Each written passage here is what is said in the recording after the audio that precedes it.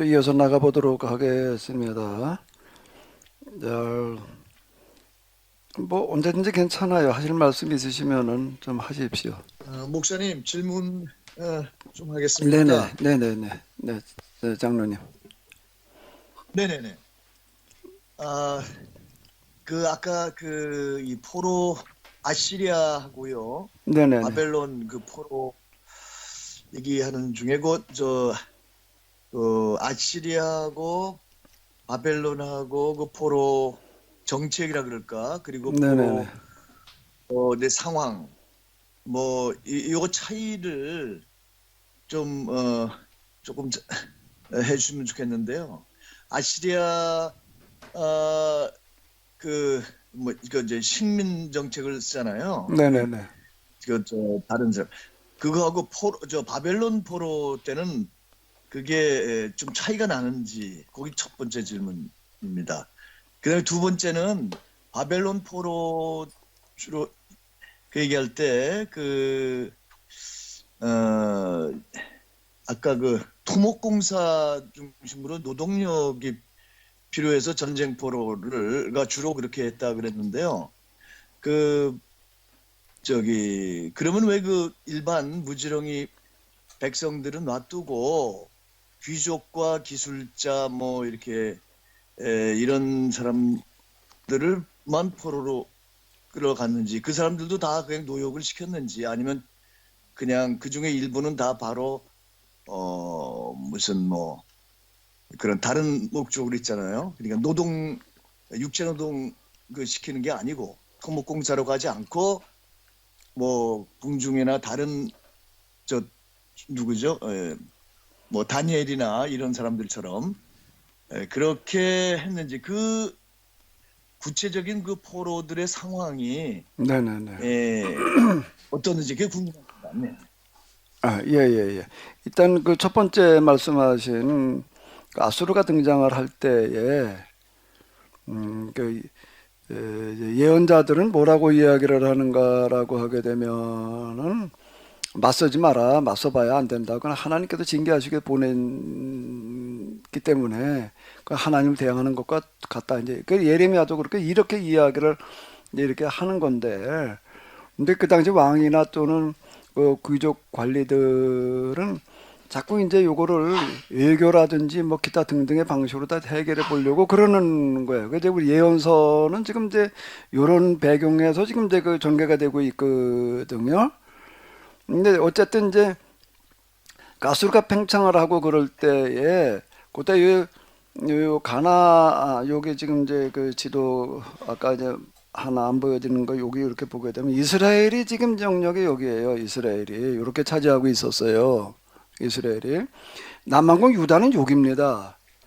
그 이제 해변은 블레셋이 차지하고 있고 이게 바위 때는 다 병합이 됐었지만 이제 다 독립을 해버렸으니까 솔로몬 이후 다 도로 독립도를 해버렸다고요. 그러니까 분열 왕국이라고 하는 거가 지금 이스라엘은 영토가 이 정도가 되고 요단강을 차지하고 그렇기 때문에 여기다 제일 그래도 좀 큰 세력으로 남아 있었고요. 유다는 이스라엘에 비해 가지고서는 이스라엘의 속국이었다라고 얘기해도 과언이 아닐 만큼 힘이 없어요. 여기는요. 지파도 한 지파밖에는 안 되는 거고 시몬 지파 그렇지만 그건 뭐 여기 유다 지파에 이제 흡수돼 버렸으니까 그러니까 일단 여기 식량이 작업이 안 돼. 이스라엘이 양식을 대주지 않으면 여기는 양식을 구할 데가 없어요. 그러니까 비등한 나라가 아니었다라고 하는 거고요. 그러니까 이제 내가 지난번에도 나단의 신탁이라고 하는 건 날조다라고 얘기를 하는 이유 중에 하나가 역사의 흐름을 봐라 제가 이렇게 얘기를 하는 거예요. 다윗의 이 뒤를 이어서 왕들이 영원히 왕노릇하리라고 이렇게 그 신탁에도 얘기하고 있지만은 영원히는 고사하고 솔로몬 이후부터 안 되는 게 이건 무슨 이름만 걸어놨지 한 지파에 지파장 수준이었지 왕이라고 얘기할 수준이 아니다라고 하는 거고요. 그러니까 이스라엘이 이제 이게 제일 그래도 이 중에도 힘이 있어서 주도하는 거예요. 뭘 주도하는 거 마수르에 우리가 맞서자 그래가지고 뒤에 아람 두로 암몬 다 모아가지고서 우리 맞서자 유다한테도 맞서자. 근데 유다는 빠진 거예요. 괘씸하니까 이제 그 유다부터 손보자 지금 이러고 나온 건데, 그러니까 또 유다는 SS를 치는 거예요. 어디다가 아수르에다가 이래가지고 와가지고 이제 제일 먼저 손봐야 될 게 누구가 되는 거죠? 이 상황이 되다 보니까 이스라엘인 거예요. 그러니까 이건 아주 없애버리자. 그 쭉쭉 세력 주로 이제 그 무진히 다 끌어가지라고 이렇게 얘기를 하지만은 그 당시 그 이제 제국의 포로를 끌어갈 때에 그 식민지 지역에 사람들 다 끌어가는 게 아니에요. 그럼 거긴 그 사람들은 어떻게 살아요? 거긴 남아 있어야지 조공도 받고 뭘 역할을 할 거 아니에요.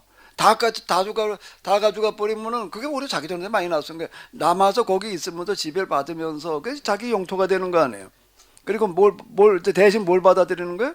조공을 받아들여야 되는 거죠. 근데 이제 누구는 여기서 용납이 안 되는가, 뭐 어떤 사람, 반기들, 게 되면 제일 곤란하단 말이에요. 그러니까 반기들 수 있는 세력 위주로다가 이제 끌고 가는 거라고요. 그러니까 이제 뭐다 끌어가지 않았느냐라고 얘기를 하는 건 바로 이제 이런 이야기가 이렇게 이제 되겠고요. 그러니까 이제 아수르는 이제 이스라엘은 특별히 손을 봐야 되는 거예요.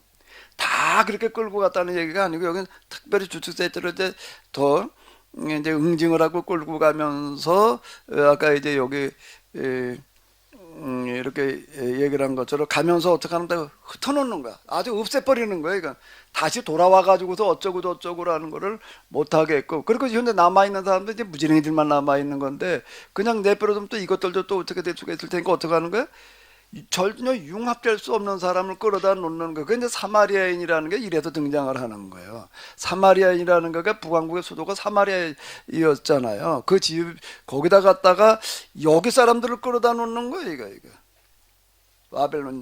바벨론 인근 사람들 갖다가 이거 끄집어다 그저 살게 했다는 얘기. 이제 이런 얘기가 이렇게 되는 거고, 이제 그 바벨론 때는 얘기가 조금 달라요. 이제 유다가까지 이제 저항을 하다 보니까 유다 이쪽에 이렇게 이스라엘 유다에 대해서 특별히 신경을 썼는가 합니다. 여기가 이제 메소포타미아와 이집트의 길목이고 충돌 지점이잖아요. 그러니까 서로 여기를 확보를 해야 되는 거예요. 그래야지 본토가 이제 안전하니까 이제 그런 게 이렇게 되는 거고, 그러니까 여기 이제 아주 이렇게 전략적으로 대단히 중요한 지역이다 보니까 서로 이제 차지하려고 하는 어떤 그런 부분이 있고요.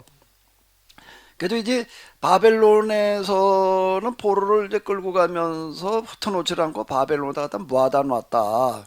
마다는 이유는 우리가 모르죠. 우리가 추정으로 놓고 볼 때 이제 바벨론에 그 뭐 어마어마한 토목 공사들을 해야 되니까 이제 그 현장에 동원할 인력들 때문이었으리라라고 이제 이렇게, 그건 뭐 제가 추정을 한 겁니다. 그거는요. 그 부분은요.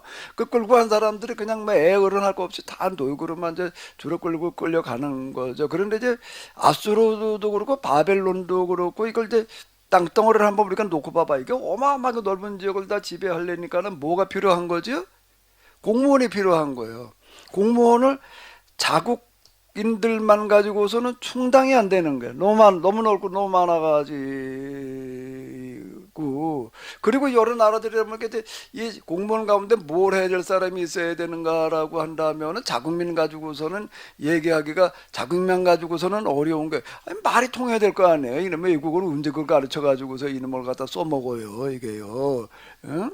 다 언어가 다 다른데, 문자가 다르고 언어가 다른데 이놈을 때 수행할 방법이 없다 보니까 이제 어떤 방식으로 다 그걸 해결을 하는가 하면 식민지로 끌려온 사람들 중에서 이제 공채를 하는 거예요. 공개 채용을 해가지고서 까딱 훈련시키는 얘기가 나오는 거예요. 다니엘 얘기가 그 얘기가 되는 거예요. 그 젊은이들 가운데 이렇게 해가지고 똘똘한 사람들을 갖다가 이제 뽑아가지고 일단 언어가 통해야 되니까 그 사람들 갖다가 이제 공무원으로다가 이제 이렇게 채용을 해서 궁중에서도 물론 이제 중앙에서도 일을 봐야 되지만 이제 파견을 내보내고 이제 이렇게 하는 정책을 이제 이렇게 쓰는 거예요. 관리를 그렇게 가지고 충당을 하는 거. 그 얘기가 지금 이제 성경에 나오는 게 대표적인 얘기가 다니엘의 얘기가 이제 그 얘기가 이렇게 되는 거고요. 초기엔 가가지고도 주로 이제 노역의 현장 위주로 다 이렇게 일을 하다가 이제 시간이 지나면서 이제 토목공사도 뭐 맨날 토목공사만 하는 게 아니잖아요. 이제 끝나고 그럼 그 다음에 이제 정착들을 하면서 주로 이제 상업에도 종사를 하고 뭐 이제 이렇게 되면서 여기서 지금 이제 이렇게 이제 포로기를 보내게 되는 거죠. 설명이 예, 되는지 예. 모르겠는데 장로님. 예, 예, 너무 감사합니다. 예, 네네네. 그냥 짧게만 한 번만 더 하면은, 그러면은 이 신명기, 그 포로기 신명기 운동이 그 바벨론의 그 포로 정책에서는 이제 모아놨잖아요. 그쪽 바벨론에. 아수르에다 흩어놓고. 그래도 그게 도움이 된 거 아닌가요? 그러면 아, 예, 그리고 거기 여기서 모여 주축이 있었기 되는데 신명기 운동이 여기서 주축이 되는데요. 이건 이제 뭐 어디 그렇게 자료가 그렇게 남아 있질 않고 그러고 하니까 잘 몰라. 제가 이란 가 가지고 이제 제가 이렇게 보니까는 에, 이란에서 이 신명기 운동을 하러 가는 사람들이 바벨론 여기만 가도 활동을 한 게 아니라 이제 이 아수르에 끌려간 사람들이 있는 지역까지 간 거예요. 그게 이제 그 하박국 묘가 그 얘기더라고요. 내가 하박국 묘를 보고 내가 놀란 게 거기 이란 땅이잖아요. 이란 예, 땅에 거기는 예. 바벨론 땅이 아닌 거예요. 이란 땅이란 말 우리가 갔던데 이란을 갔다 온 거거든요. 근데 거기에 가니까는 거기도 뭐가 있는 우리가 거기 저 장로님 그때 같이 가셨었잖아요. 그 회당 들어간 게 이란을 간 거지 이집트가 아니란 네. 말이에요. 그러니까 거기 가가지고서들도 이 사람들도 흩어져 있었음에도 불구하고 아 이게 그냥 이방 문화에 동화돼 버린 게 아니었다라고 하는 거고, 그 어떻게 동화되지가 않았느냐라고 할 때에 북왕국이 망할 때 북왕국 사람들이 많은 사람들이 이제 남한국으로다가 이제 이렇게 피난 온 사람도 있었을 거고 끌려간 사람들도 있고 해외로 도피한 사람들도 있고 그런데 끌려간 그런 사람들을 찾아가 가지고 예언자들이 활동을 하는 거예요. 그게 하박국묘예요. 내가 놀란 게 난 하박국서로만 알았지 하박국이 어디가 죽어서 묻혀 있는지 몰랐는데 거기 가보니까 하박국 묘가 있는데 그게 바벨론이 아니라 이란인 거예요. 이란 거긴 북왕국 사람들이 가 있던 데지 남한국 사람들이 가 있는 그런 지역이 아니거든요. 그래가지고 이제 그 사람들에게 다 이렇게 명맥을 유지하게 하는 그런 거가 자체적으로 다 가가지고서도 그동안의 그 신앙을 가지고 이렇게 살아남으려고도 했겠지만은 하이 예언자라는 사람들이 본국에서만 활동을 하는 게 아니라 그 현장을 찾아가는 이런 사람들이었다라고 하는 거가 그 하박국묘를 보면서 내가 이야 참 이 예언자라는 사람들이 이런 사람들이었단 말이야. 그 이후 유대인들 오늘의 유대인들을 가능하게 한 게 이 사람들이다. 그 왕정기에는 정말 사람 지금 못 받고 인정 못 받고 그랬지만은 망하고 난 다음에는 이 사람들이 이제 놀라울 만한 어떤 그런 활동들을 했다라고 이제 이렇게 보여지더라고요. 근데 이제 중심 세력은 바벨론이었던 거예요. 여기에서 이제 지금 앞으로 우리가 나가면서 보게 될 이제 이 회개 운동 그리고 성경을 이제 수집에다가 편집한 그런 운동들이 여기서 일어나는 거죠. 그건 뒤에 가서 볼 얘기고요. 네. 그다음 또 뭔 예, 얘기야? 고맙습니다, 목사님. 네네.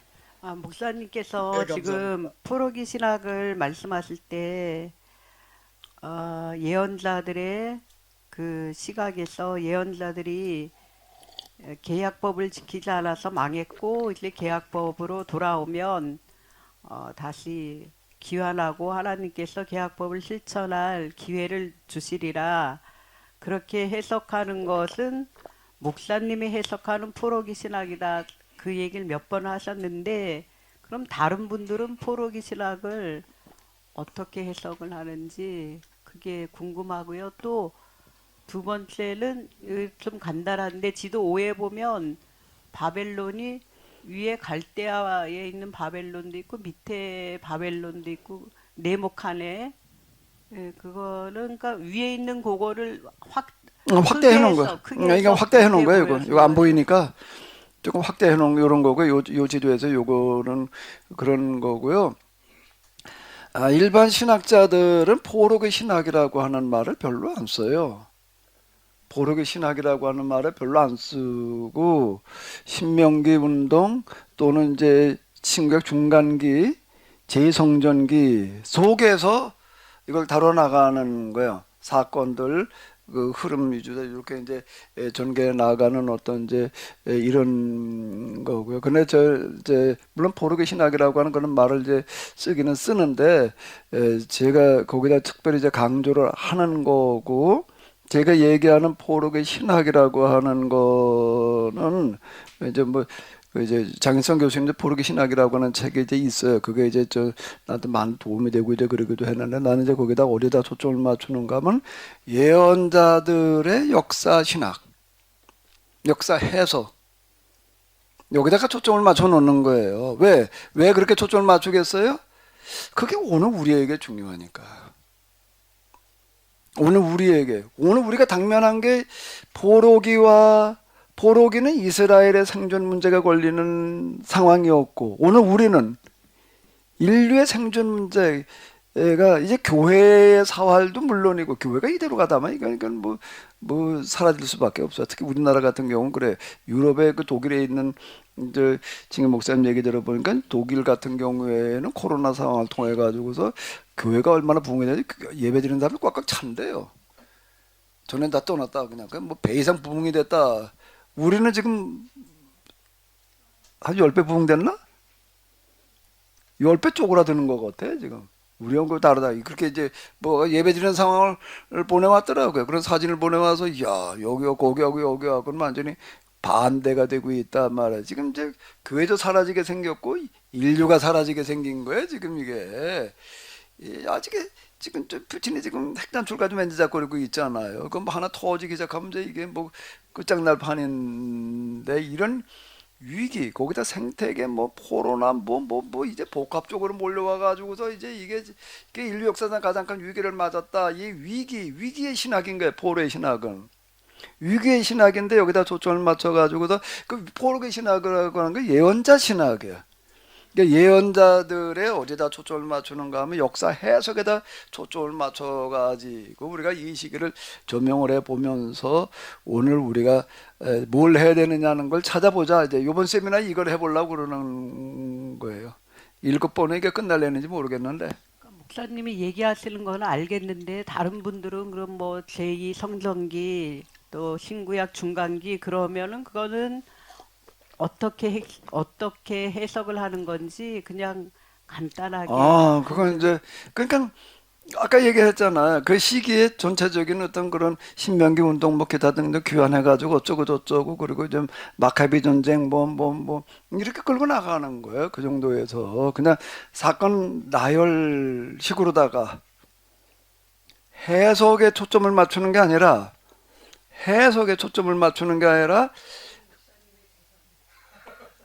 내 얘기는 뭔 얘기인지 잘 못 알아듣겠는가 봐. 있었던 사건들을 이렇게 나열해 놓는 데다 초점을 맞추는 거예요. 나는 그거를 어디다 초점을 맞추는가 하면 해석에다 초점을 맞추는 거예요. 자, 그거는 이제 뭘로 가서 이렇게 보는가 하면 이 도표 아마 이제 보내드렸죠? 이거 도표 보내드린 거는 이거는 뭐 요즘 책으로도 그렇고 유튜브로도 그렇고 이거 아주 어마어마하게 많을 거예요. 이쪽 분야에 대한 거 역사적인 난 그 사건들 갖다가 그냥 다 이제 재현해 놓는 어떤 그런 것들을 하는데 나는 이제 거기다 초점을 맞추는 게 아니라 메소포타미아, 이집트, 히브리, 그리스, 로마 역사와 그 문화에 대한 해석에다가 초점을 맞추면서 어디다가 뭘 지금 얘기를 하려고 그래 왜 히브라이즘과 헬레니즘만이 살아남아가지고 유럽의 양대 문화로 남아 있었는가라고 하는데도 초점을 맞추는 거예요. 해석. 일반적으로 뭐라고? 나열. 그건 우리 포럼에서도 보는 게 나단의 신탁이라는 게 있었다는 거예요. 나단의 신탁이 있었어요. 나는 나단의 신탁을 해석을 하니까 그건 해석을 하는 게 아니야. 나단의 신탁 기록되어서 이러이러했다. 이런 신탁이 나단의 계약이 있었다. 신해산 계약이 있었고 나단의 계약이 있었고 뭐가 있었고 나는 해석을 하는 거예요. 해석을 하다 보니까 나단의 신탁으로 말미암은 계약은 날조된 난 해석을 하는 거라고. 나단의 신탁이 이렇게 말했다. 거기까지만 얘기하는 거잖아. 뭐 근거에서 무슨 뭐 몇 장 몇 절 뭐 누가 뭐 어쩌고 저쩌고 해가지고도 그분 나열이야. 나열 주로 나열. 난 그걸 어떻게 하려고 그런다고? 전체라는 시각에서. 그 다음에 또 하나가 뭐 흐름으로 그걸 해석을 하는 거예요. 해석을 하다 보면 이거는 날짜로 봐야지. 이걸 하나님께서 하신 걸로 보면은 이거는 성경의 하나님의 말씀일 수도 없고 하나님이 참 하나님이라고 얘기할 수가 없다. 이렇게 나는 얘기를 하는 거예요. 그게 다른 거예요. 자, 여기 부분은 이건 그냥 나열만 해놓을게요. 구체적으로 필요한 거는 책이나 유튜브 찾아서 이렇게 보시고 인터넷 이런 데 보게 되면은 메소포타미아 문명은 수메르인이라는 사람들이 입주함으로써 그 이전도 물론 있었어요. 예, 농사 이런 것들 보게 되면 이집트나 메소포타미아 한 BC 한 8,000년, 10,000년경부터 농사가 시작되어졌다 어쩌다 하죠. 그건 다 넘어가고 수메르인이라는 사람들이 여기 들어오면서 이제 메소포타미아 문명이 시작되어졌다라고 얘기를 하는데 들어와서 이 사람들이 여기서 문화 작업을 해가지고 일어났다가 아니라 어디서 문명을 가지고 왔다는 거예요. 이게 이제 이 고대사의 미스테리예요. 이 근동 고대사의 미스테리는 수메리인들이 올 때 이미 그런 문화를 가지고 온 거예요. 가지고 온 거예요. 그 이 사람들 도대체 어디서 왔느냐? 가지고 왔다는 얘기는 무슨 얘기인가 하게 되면은 더 앞선 데가 있었다는 얘기가 되는 건데 그게 어디냐? 그건 퀘션 마크예요. 어딘지 몰라. 난 내가 볼 땐 우리 조상들인 것 같은데. 지금 그게 뭔가 요하 문명과 빗살무늬 토기 내가 그렇게 많이 얘기를 하는 게 빗살무늬 토기는 기원전 8,000년까지 거슬러 올라가요. 등장이.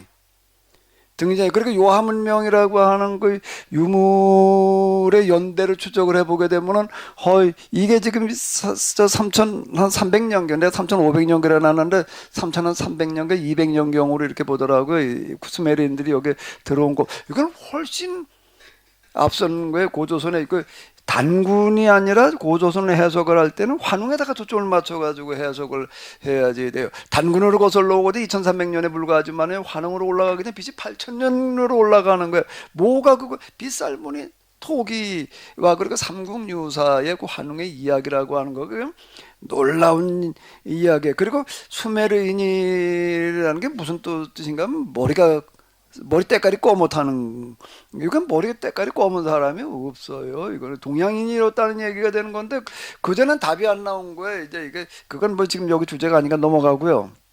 어쨌든 수메르인들이 입주함으로써 메소포타미아 문명이 시작이 되어져서 어디서 시작을 했는가? 갈대 우루 제가 이제 우리나라 역사를 찍어서 내려가면서 이 계약법과 우리나라의 그 고조선이 너무 유사하다라고 하는 것도 연관성이 있을 것 같아요. 따로따로 출발해가지고 그렇게 비슷해진다는 건 굉장히 어려운 얘기이고요. 아마 조금 더 이렇게 가게 되면은 이제 한국의 시대가 오는 게 난 절대 우연이 아닌 것 같아. 이렇게 우리나라 역사도 해석을 해야 될 것 같아요. 어쨌든 이 사람들이 이제 우르를 중심으로 해가지고 도시국가로 출발을 하면서부터 이제 서령 문자, 이게 쐐기 문자, 서령이라고 하는 거 설자가 쐐기 모양인데 점토에다가 글씨를 쓰는데 긁으면은 우리 긁어가지고 쓸 것 같은데 긁어놓으면 이놈은 긁어도 넘어가가 이게 꼬스레미가 생겨가지고서 이게 굉장히 또 처리가 어려워져요. 그러니까 어떻게 하는가? 긁는 게 아니라 어떻게 하는 거죠? 쐐기 모양으로 이렇게 약간 삐죽한 삼각형 끄트머리를 만들어가지고 누르는 거예요. 눌러서 써놓으면 깔끔한 거예요. 모양도 깨끗해지고 선명해지고 그런 문자, 그 서령 문자, 쐐기 문자라고 하는 걸 이제 사용을 했다라고 하는 거고요. 그 다음들이 이제 2350년경 한 1000년 지나고 난 다음에 1000여 년 동안 그렇게 지내오다가 아카드인이라고 하는 사람들에 의해서 이제 멸망을 하게 됩니다. 그 구티족 그러는데요. 그래도 멸망을 하게 되는데 이제 이 기존 그 1000년 동안 이제 수메르인들이 와서 자리 잡고 있다가 이제 그러니까 여기서 저항이 일어나가지고 얼마 가지를 못했습니다. 한 여기 이렇게 보게도 한 200여 년 남짓 가다가 다시 이제 수메르인들한테 이제 망하게 되는데 그게 이제 우루 제3왕조 이렇게 얘기를 하게 됩니다. 그다음 아모리인이라고 하는 거가 이제 이게 바벨론 사람을 말하는 거예요. 여기서 얘기하는 아모리는 바벨론의 함무라비에게 이제 이게 함무라비가 초기 왕은 아니고요. 이제 바벨론 그 제일 유명한 사람이 이제 함무라비가 되는 건데 그때 이제 그게 BC 한 2000년경에 등장을 하는 거고요. 그 히타이트족에 이제 망하면서 아수르가 등장을 하는 거예요. 아수르라는 나라는 함무라비로 우리가 잘 알고 있는 구 바벨론을 이제 멸망시키고 등장하는 그런 나라가 되겠는데 그게 이제 BC 한 1300년경에 이제 이렇게 등장을 해가지고 BC 612년까지 이제 이렇게 이어지게 되고요. 그러니까 신바벨론에게 이제 이렇게 멸망을 당하게 되는데 신바벨론 그 이제 고레스에게 이 나라가 또 이제 539년 망하게 됩니다. 이건 얼마 못 갔어요. 얼마 못 간 이유는 왜 이렇게 신바벨론이라는 나라가 어마어마한 성을 쌓아놓고 그러고 했는데 그 양식만 하더라도 100년치를 갖다가 모아놓고 그런데 얼마 못 갔느냐라고 하는 거가 설명이 안 돼요. 굉장히 그 설명이 어렵습니다. 바벨론에서 등장한 가장 강력한 나라였는데 그때까지 등장한 걸로 봐서는 그게 어떻게 그렇게 단명했느냐라고 설명이 안 되는데 예레미야와 역사가들의 예언자들은 설명이 아주 쉬워요. 뭐 때문에 망한 거라고요? 회당 때문에 망하는 그 예언자 해석이에요. 일반 해석에서는 이런 해석은 나올 수가 없어요. 이거는요. 그 다음에 이제 페르시아에 망하는 거고 아까 말씀드린 대로 그리고 이제 이집트가 그 이후에는 페르시아의 지배를 받고 있다. 메소포타미아가 페르시아의 시대를 맞이했다가 헬라 제국 알렉산더에게 망하는 거죠. 322년. 그리고서 이제 헬라 제국이 이렇게 세워지게 되는데요. 요걸 내가 요 부분이 요게 이제 요건 내가 잘못 썼네. 요거는 지금 어딘가 하게 되면 이집트에다 쓴다는 거를 요건 잘못 썼어요. 지울게.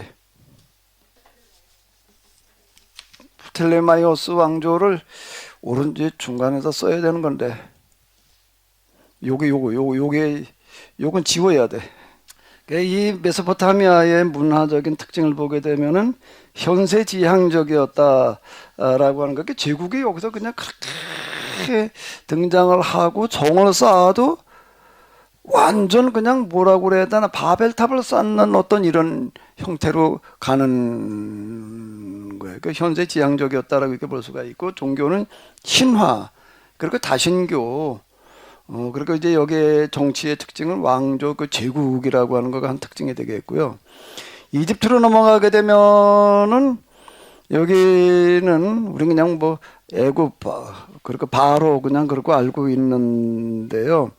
초기 왕조, 고왕국, 중왕국, 신왕국 그렇게 얘기를 하는데 고왕국이라고 하는 때에 이르러서 이제 여기 피라미드 시대가 요때고요. BC 2600여 년부터 피라미드 만드는 그런 왕국. 그 고왕국을 그래가지고 이제 피라미드 왕국 이렇게도 부르는데요. 요 가로 안에 요거는 왕조를 말하는 겁니다. 이거 다 쓸래니까 칸이 모자라가지고 그래서 못 쓰는데 1왕조, 2왕조까지가 초기 왕조고 3왕조부터가 고왕국으로 들어가서 6왕조까지고 7왕조에서 17왕조까지가 이제 중왕국이 되는 거고요.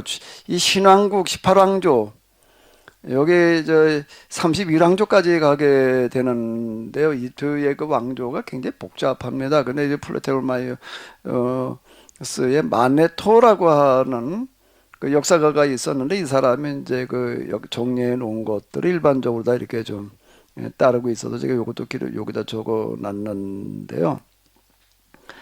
31왕조까지 갑니다. 한 3,000년이 안 되는 2,500년 동안에 31왕조. 그러니까 한 왕조가 몇 년 갔다는 얘기가 되는 100년이 못 갔다는 얘기가 되는 거예요. 우리나라는 나라가 하나 세워졌다면 보통 500년 가는데 여긴 100년 가기가 힘든 거예요.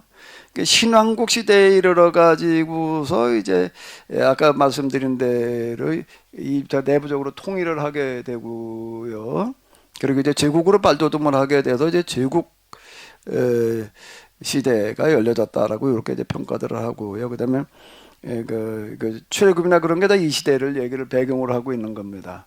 이때를 배경으로 하는 거고, 그다음에 말기 왕조가 이제 664년에 시작이 되어지는데 이제 페르시아의 지배를 이렇게 받게 되죠. 페르시아 지배를 받게 되는 게 이제 요때 와가지고서 이고요. 그리고 이제 헬라 제국으로 넘어가게 됩니다. 그걸 이제 프톨레마이오스, 아까 이제 안나스나가 죽고 난 다음에 나뉘어진 게 셀류쿠스가 있고, 이제 이제 메소포타미아는 셀류쿠스의 지배를 받았던 거고요. 프톨레마이오스. 여기다 지우는 게 아니라 셀류쿠스라고 그랬어야 되는데 그랬네. 프톨레마이오스의 지배를 이렇게 받게 되는 거고요. 그러다가 이제 로마 제국으로 넘어가는데, 우리가 잘 알고 있는 이집트의 마지막 여왕이 있습니다. 누구죠? 클레오파트라. 어떻게 이정성 원사님이 알아? 그만 누가 그랬어? 그쪽에서 그랬는데 누가 그랬어? 박 목사님. 박 목사님이 그런 거야? 아니, 박 목사님 어떻게 그래 잘 알아?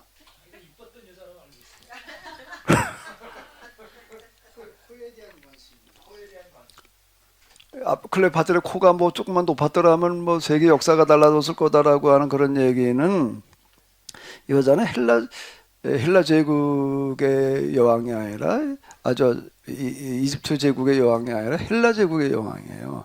그러니까 이집트가 헬라의 지배를 받고 있을 때의 여왕이라고요.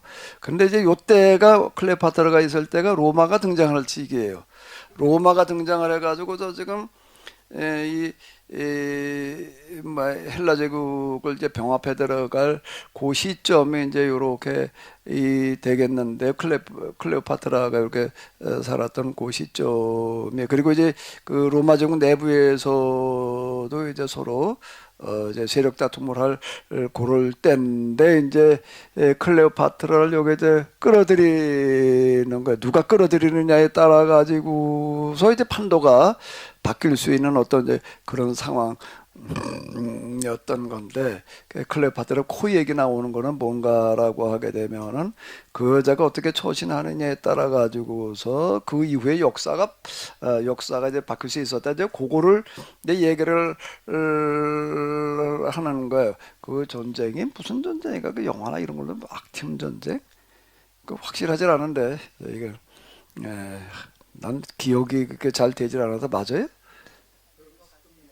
악팀 전쟁이라고 그러나 뭐라 그러나 뭐 그래요. 그게 이제 요때 얘기가 되는 거예요. 그때 이제 클레오파트라가 이제 그쪽 편이 져가지고서 뭐 이제 독사에 물려가지고 이제 자결을 했다, 뭐 이렇게 얘기를 하는 거가 여기 하나의 이제 그 역사적인 분수령이었다라는 그런 얘기 때문에 그렇게 되는 거고요. 이제 로마 제국의 지배를 받게 되는 거는 이제 BC 30년경부터가 이렇게 되겠고요. 여기도 문화가 여기는 내세지향적이다라고 이렇게 볼 수 있는 거가 뭐 가지고 이렇게 얘기를 할 수가 있는 거죠?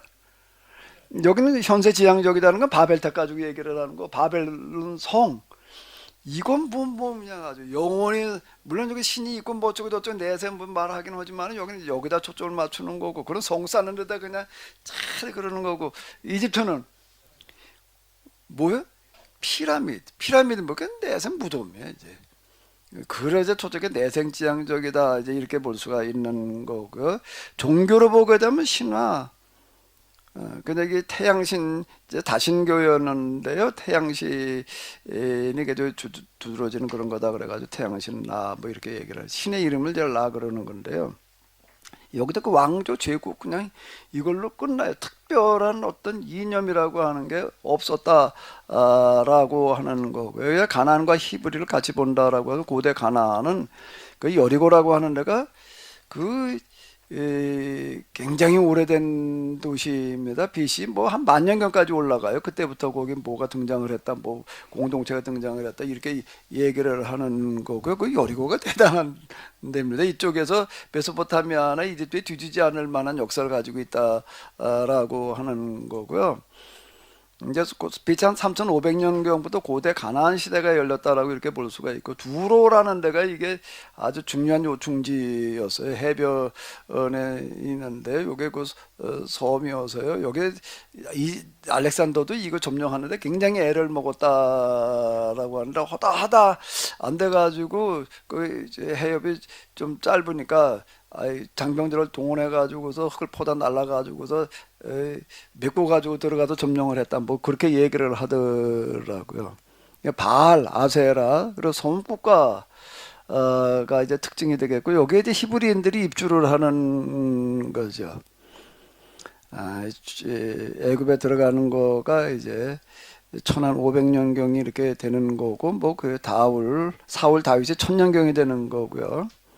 많은 거가 이제 아수르는 700여 년경, 그리고 이제 남왕국은 이제 538년, 500여 년경 이렇게 망하게 되는 거고, 그 헬라 제국 치하 귀환해 가지고서 이제 538년이 귀환한 때를 말하는 거고요.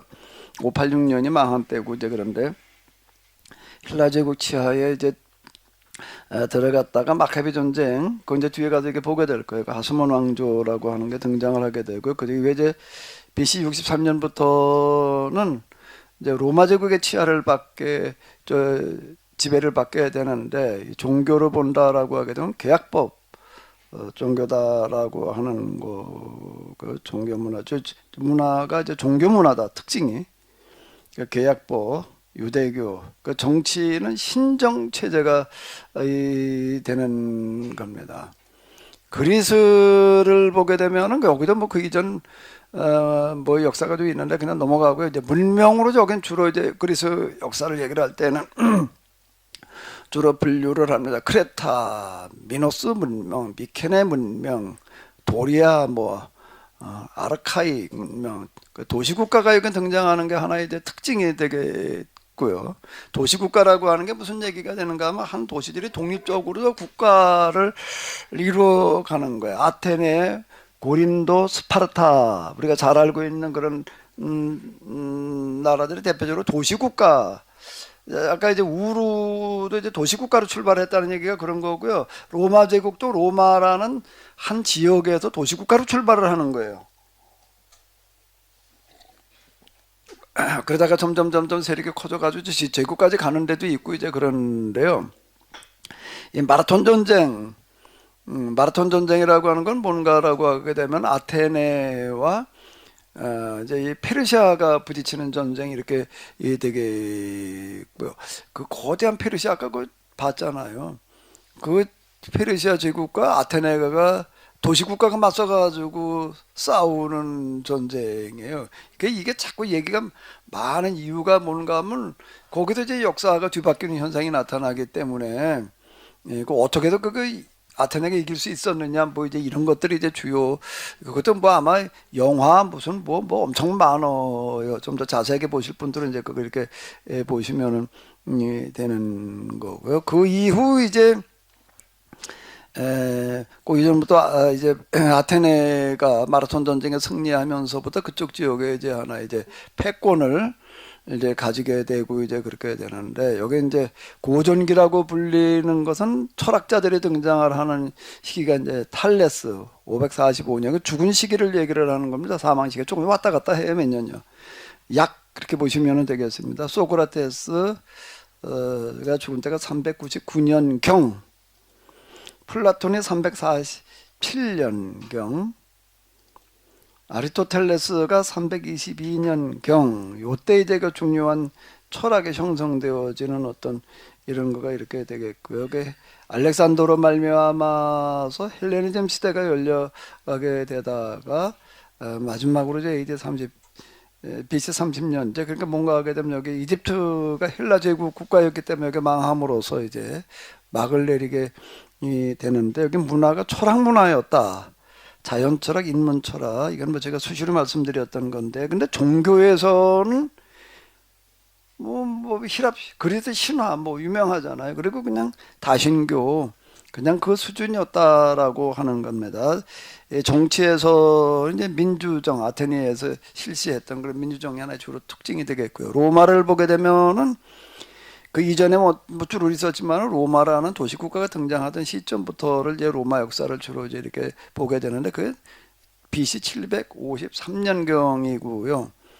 공화정이 실지가 되는 거가 510년. 그 공화정이라는 거가 뭐가 공화정이냐라고 한다라고 하게 되면 황제가 지배하던 거에서 이제 절대 권력을 가지고 자꾸 하려고 그러고 하다 보니까 이제 그게 반글들어 가지고 귀족들이 이제 황제를 몰아내고 귀족들이 다스리는 거 왕이 없는 이제 그런 정치 체제 그걸 공화정 이렇게 이야기를 하게 됩니다. 그 이제 대표자를 이제 이렇게 그 원로원에서 이렇게 뽑죠. 원로원의 수장이 이제 그 대표자가 이렇게 되는 거. 그게 군권을 주지를 하는 거예요. 군권을 줘놓게 되면 멋대로 한다. 전쟁 전시에만 이제 이렇게 주고요. 거기서 여기 이제 그 귀족들 중심의 정치 기구를 원로원이라고 부르고 그다음에 이제 또 이제 민중들 중심의 기구도 또 하나 있어야 된다라고 해가지고 이제 거기도 또 이제 하나 이제 기구를 둬 가지고서 이제 그 호민관을 이제 두고 이러는 그 정치를 이렇게 아까 말씀드린 포에니 전쟁이라는 걸 통해 가지고 지중해 패권을 차지하게 되고요. 헬라 제국을 병합해 나가게 됩니다. 그러다가 나중에 이제 황제가 이제 헬라 제국을 멸망시키는 과정에서 그 엄청난 전쟁을 해야 되잖아요. 그 여세를 몰아가지고 다시 이제 제정으로 돌아가는 공화정에서 다시 제정으로 돌아가는 그런 과정을 이렇게 겪게 되는데 이 문화의 특징은 실용 문화. 모든 도로는 어디로 통한다? 이게 도로만 통하는 게 아니더라고요. 가보니까 모든 지역에는 수도가 놓여 있다. 그 진짜 수도야. 상수도 시설들이요 참 놀라울 정도로 다 만들어 놨더라고요. 공화정이라고 하는 거가 한 특징이 되는 거고 실용 문화다 보니까 정치가 많이 발달을 해서요. 요 이제 제국 중에서 두 제국에 왜 자꾸 그리스 로마를 이제 묶어가지고 자꾸 얘기를 하는가라고 한다고 하게 되면 제국은 제국인데요. 특징이 좀 달라요. 이제 알렉산더의 제국은 헬라 제국은 미개한 나라들을 그리스의 앞선 문화를 가지고 개화시키자라고 하는 제국이었고요. 그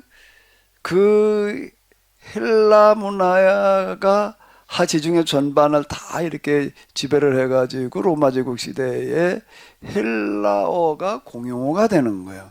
라틴어가 이제 그 로마 사람들 언어거든요. 이거는 공문서에서나 쓰이고 공문서에서는 라틴어가 쓰이고 물론 이제 서쪽에서 그 학문이나 이런 거 라틴어로 다 전개를 하고 뭐 그러기도 했는데 주로 이쪽 동방 지역까지 쓰이는 라틴어는 이제 이 공문서 위주였고요. 통용어는 헬라어였다. 어떤 언어가 쓰이느냐라고 하는 거가 그 영향력을 반영을 해주는 거거든요. 지금 영어가 주로 쓰이는 거는 그 영어로 쓰는 나라들 영국과 미국이 그만큼 큰 영향력을 끼친다라고 하는 거고 근데 한국어 있고 요즘은 중국어를 제쳤다고 그러던데 한국어 영향력이요 중국을 제쳐가지고 몇 번째라고 그러던가 세계 요즘 예? 일곱 번째인가 뭐 이제 중국어를 제쳤대요. 한류 덕분이래 그게. 중국어를 제쳤다는 거예요. 아니 저는 중국만이 아니라 세계에서 다른 나라들에서 다른 나라에서 외국어를 가르치는 그런 거가 중국어보다 한국어가 앞섰대요 이제는. 그 한류 덕분이래 한류. 이제 조금 있으면 이제 영어로 제낄 거예요 이제. 난 우리 교회 공동체 운동이 제대로 가게 되면은 한국이 세계 최고의 교육 도시가 될 것 같은데 다 일로 공부하러 올 테니까 별로 공감이 안 되시나. 지금 다 미국으로 가잖아요. 미국이나 저기다 공부들 하러 가는데 이제 한국으로 공부를 하러 올 거예요. 이제 조만간. 왜 한국에 그거는 우리가 여기서 이제 인문학을 우리의 고조선 때부터 내려온 그런 역사를 다시 해석을 해가지고 다시 해석을 해놓고 우리가 세계 역사나 특히 성경을 다시 해석해 놓으면 돼요. 그게 진짜 인문학인데 전혀 공감이 안 되시는가 봐. 자, 이 이게 이 두 나라의 특징은 뭔가 하면 알렉산더는 개화가 목적이었고요. 로마도 헬라 문화의 기초 위에서 전개 나가는 거예요. 헬라 문화는 남의 땅을 가도 점령해 가지고 뭐 저 국물이나 받아 먹지 않은 게 목적이 아닌 거예요. 왜 알렉산더가 10년 동안에 인도까지 갔는가? 그다음 중국까지 가려고 그랬어요. 근데 부하들이 금방 가자 그러는 바람에 부하들이 더 이상 움직이려고 그러질 않는 거예요. 그거 한번 뒤들 펼쳐놓고 봐봐봐요. 거기까지 가는데 더 고거 인도수강을 건너서 또 가려고 그러는데 부하들이 움직여주지를 않는 거야. 지구 끝까지 가려고 그런 거야, 이 사람은요. 세상을 다 개화시켜야 된다. 근데 부하들이 움직여주지 않아가지고 할 수 없이 혼자 갈 수는 없잖아. 저 알렉산더가 동방 원정을 나갈 때에 3만 5천 명 데리고 갔다는 거예요. 수십만 끌고 나가는 것도 아닌데, 그리고 수십만의 페르시아군을 격파를 하는 거예요. 이게요. 한 20여만 명을 격파를 했다 이렇게 얘기를 하는데 그 무슨 전쟁인가? 그 두 전쟁이 유명한 게 있습니다. 페르시아와 하는 그런 전쟁이 치르는 그런 게 있는데 그 이후에는 그냥 걸어가는 거예요. 왜? 가는 데마다 그냥 무혈입성인 게 다 환영을 하는 거예요. 그 왜 그렇게 페르시아보다 어땠기 때문에요? 그 포고령, 점령을 해서 포고령이라는 걸 내리는데 절대 알렉산더 3만 5천만 데리고 가면서 민폐를 끼치지 않는 거예요. 약탈 못하게 하고요. 분여자 겁탈 못하게 하고 그 군대들이 그냥 막 휩쓸고 지나가 버리면 초토화가 돼 버리는데 농작물 피해 안 주게 하는 거예요. 그리고 가가지고 점령한 다음에 내리는 포고령에는 뭔가 하면 세금을 파격적으로 낮춰놓는 거예요. 그래 누가 싫다고 그래? 누가 싫다고 그래? 그리고 자치권을 주고. 그러니까 이게 이제 헬라 제국인 거예요. 그 기반 위에서 뭐가 이어지는가 하면 로마 제국이 이어지는 거예요. 근데 뭐 전 제국이 그래 놨는데 그는 뭐를 이어받아야 되나 말아야 되나? 그걸 고역하게 되면은 존립이 안 되죠. 그걸 거기다가 더 한 걸음 좀 더 나은 뭔가를 제시해 줘야지 받아들이려고 그럴 거 아니에요.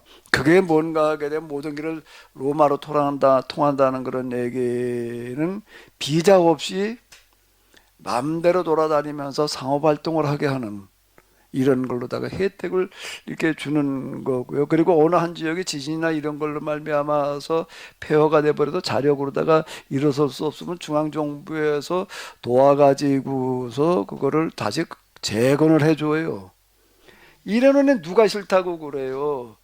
그 이제 그 로마의 평화라는 얘기가 무슨 얘기가 되는가 하면 그 지도를 한번 아까 봤잖아요. 또 볼 필요 없는데 그 넓은 지역에 수많은 민족, 수많은 나라가 있는데 어느 누구도 로마 제국에 저항하지를 않았다는 겁니다. 식민 지배를 저항하지 않았다는 게 왜 그럴까요?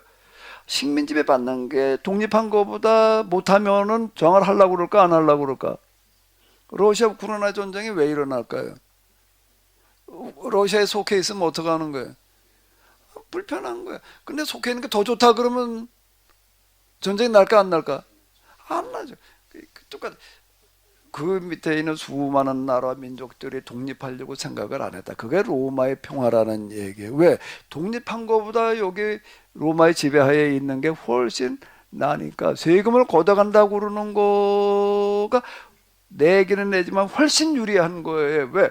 자체 독립을 하게 되면 이놈의 국방용 뭐 기타 등등을 하려 해도 그거 가지고는 어림도 없는 거예요. 전쟁이 없어져 버렸어요. 비자가 없어져 가지고 마음 놓고 돌아다니면서 장사를 할 수가 있어. 그러니 이게 뭐 그리고 지진이나 이런 피해가 나면 또 어떻게 하는 거예요? 그냥 몇 년 고친 몇 년 상환이 아니에요. 그냥 지원이야 지원. 그 도시를 다시 또 건설을 해줘. 그러니 이게 각 지역에 다 뭘 만들어 놓는가 하면 로마 황제 동상을 세워놔. 왜? 고맙다고. 그게 뭔가 하면 로마의 평화라는 얘기. 이게 제국이 이제 성격이 달라지는 건데 지금 유럽이 다시 로마로 돌아가자는 얘기가 이래서 나오네. 돌아갔잖아요 지금요. 지금 온 유럽이 그냥 비행기 타고 그냥 뭐 비행기 탈 때마다 뭐 지원금을 해도 우리나라 시외버스비밖에 안 된대. 유럽 그 사람들은요. 그냥 그러고 돌아다니는 그런 상황이 이렇게 오는 거가 이제 로마 제국의 실용 문화라는 얘기가 이런 얘기가 이렇게 되는 거고, 그리고 그냥 도로를 만드는 것도 각종 토목공사 도시를 하나 새로 건설을 하려니 이게 뭐 어마어마한 인력이 들어가야 되지. 그걸 목적을 어디다 두는가 하면 어디가 노예 끌어다가 또 짓게 하는 그런 게 아니라 인건비 줘가면서 일당제로다가 이거를 사람을 갖다 쏘놓으니까 일자리를 만들어 주는 거예요. 근데 콜로세움을 지면서 유대인들이 저항을 했기 때문부터다 그걸 노예로 써먹었다는 얘기가 되는 거예요. 저항을 하는 바람에 그 로마 제국에 저항한 유일한 나라가 유다예요. 유일한. 그건 다른 이유, 정치적인 이유가 아니에요. 종교적인 이유 때문에 이제 저항을 했던 그런 거고, 로마 제국에도 제일 골머리 앓았던 거가 유다였던 건데, 그러니까 제일 유능한 사람들을 되게 총독으로 보냈다. 어설픈 사람 보냈다가는 이게 감당이 안 되기 때문에 그랬다는 얘기가 이렇게 되는 건데요. 그게 실용 문화가 이제 특징이 되고, 근데 종교에서는 이게 신화야 이게. 그리고 다신교. 종교는 이게 문화라는 게 어디 찾아볼 만한 데가 없어요. 이제 이 역사가들이 얘기하는 하등 종교와 고등 종교로 놓고 보게 되면 다 뭐예요? 다 하등 종교야. 다 신화 수준이야, 신화. 이게 특징이었다라고 하는 건데요. 일단 여기까지를 이렇게 보고서요. 이제부터 진짜 주제로 넘어갈 건데, 여기까지 중에서 혹시 좀 하실 말씀 있으시면 하십시오. 아무 얘기가 없어지면 다 아신 걸로 알고 내가 지금 물을까 그러면?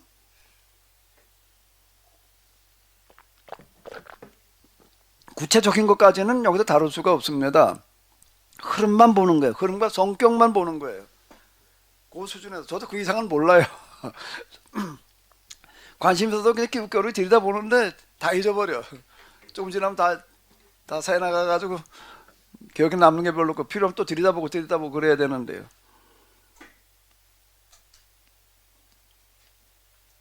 자, 좀 정리가 되셨나요?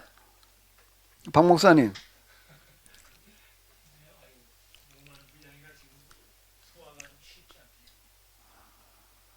뭘 이해한 거야? 마이크 좀 일단 잡아봐. 아까 오전에 얘기한 거 말고 지금 얘기한 거 중에 문학권 몇 개를 얘기를 했는데요. 어제 한마디로 딱 간략하게 요약 특징을 말해봐요. 어디?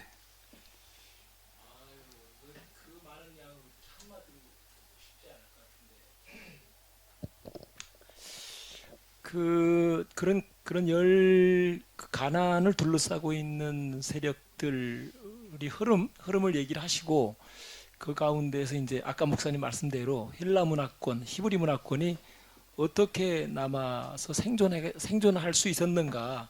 하나는 철학 문화, 하나는 종교 문화, 이렇게 대비해서 지금 쭉 흐름을 말씀하시지 않았는가 그렇게 생각이 들어요. 여기 지금 이제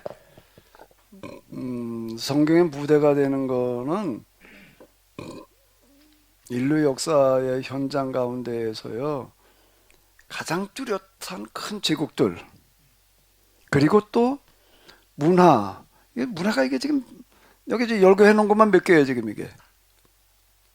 가나안 문화도 만만하지 않아요. 가나안 문화도 절대 만만하지 않은데요. 대여섯 개의 문화의 틈바구니 속에서 아주 한복판에서 지금 이제 성경의 역사가 전개되고 있다라고 하는 건데요. 이런 제국과 문화의 충돌, 아주 직접적인 충돌의 현장의 그 시점이 바로 신구약 중간기예요. 거기에서 지금 신약 성경이 등장을 하는 겁니다. 그 신약 성경 복음을 이해하려고 한다라고 하게 되면은요, 이런 문화적인 제국들의 그런 소용돌이 속에서 뭘 담고 있는가, 이게 거시적인 작업이에요. 여기가요. 이걸 염두에 두면서 어디로 들어가야 되는가라고 하게 되면은 복음서로 들어가 가지고서 예수님의 말씀이 어떤 특징들을 띠고 있는가라고 하는 거를 이 전체 속에서 부분을 본다는 게 내가 이걸 얘기를 하는 거예요. 근데 이걸 모르고 그냥 그것만 가 들여다보고 하다 보면 이제 그게 이제 함몰돼 버려요.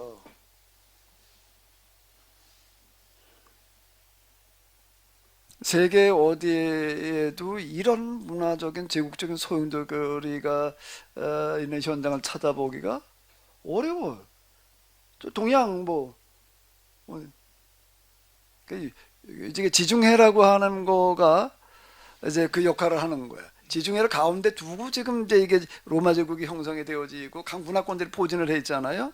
그래서 이거 저 이집트 왕조 가운데 어느 왕조는 해양 민족에 지배당한 거예요. 해양 민족이라는 게 뭔가 하게 되면 저 고린도나 그쪽에도 배 타고 와가지고서요. 블레셋도 그 해양 민족이에요.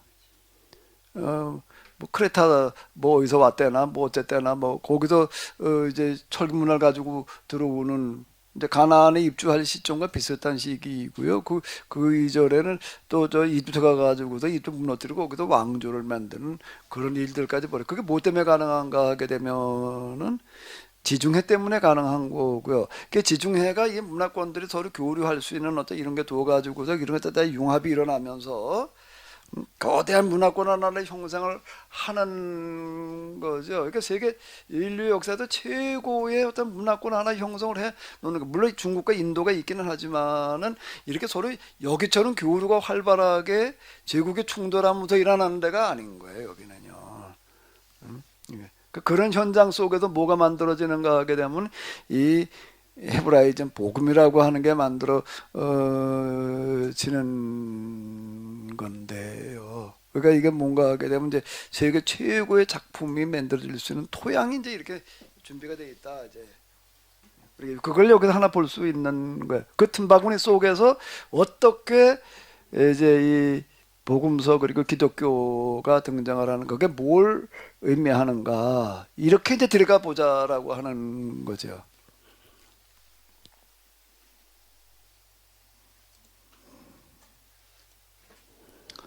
자, 이제 이 왜 헤브라이즘, 왜 헬레니즘인가라고 하는 거를 이제 좀 들어가 보는데 일단 다른 문화권들은 다 뭔가 하게 되면 그냥 제국 문화인 거예요.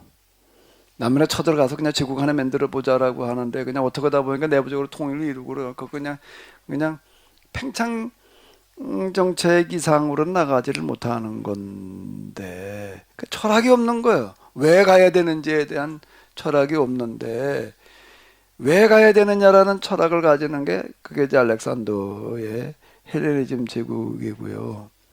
왜 가야 되느냐라고 하는 또 하나의 문화가 뭔가 하게 되면 이스라엘인 거예요. 왜 가나안을 왜 들어가야 되느냐?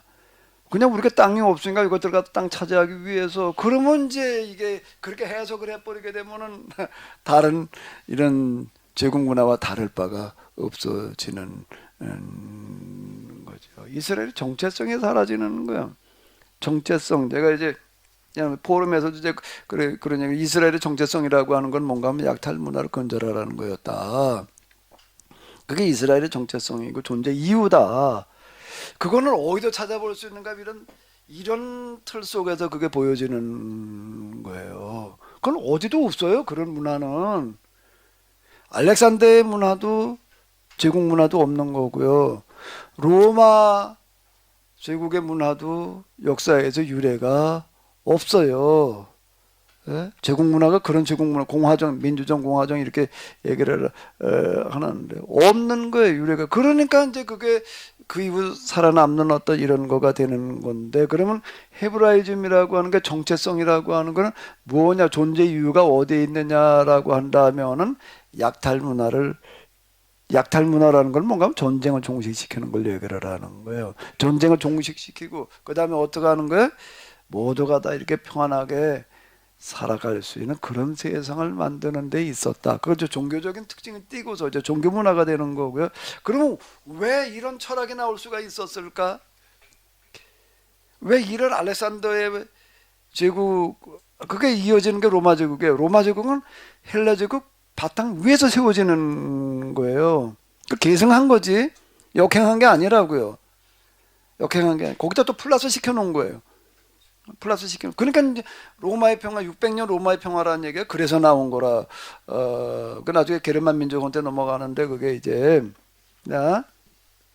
그 어떻게 해서 그런 헬라 제국, 로마 제국의 독특한 제국 문화가 나올 수 있었을까? 어떻게 해서 나올 수 있었을까? 그 이스라엘은 어떻게 그런 약탈 전쟁을 근절하고 이 땅에 하나님 나라가 임하게 하는 그런 문화를, 그걸 헤브라이즘이라고 그러는 거예요. 이건 이제 해석이에요. 이거는 해석을요. 이런 틀에 놓고 볼 때 이게 해석이 되는 거지. 구절로 들어가서만 놓고 보게 되면 이제 이게 다윗 전쟁이 왜 그게 잘못된 건지가 안 보이는 거예요. 다윗 전쟁을 용납을 해버리게 되면은요, 지금 여기 이집트나 메소포타미아의 아수르 뭐 기타 등 제국과 다를 바가 없어져 버리는 거예요. 그러면 절대 용납이 안 되는 거라고 선은 명확하게 긋고 들어가야지 된다라고 하는 겁니다.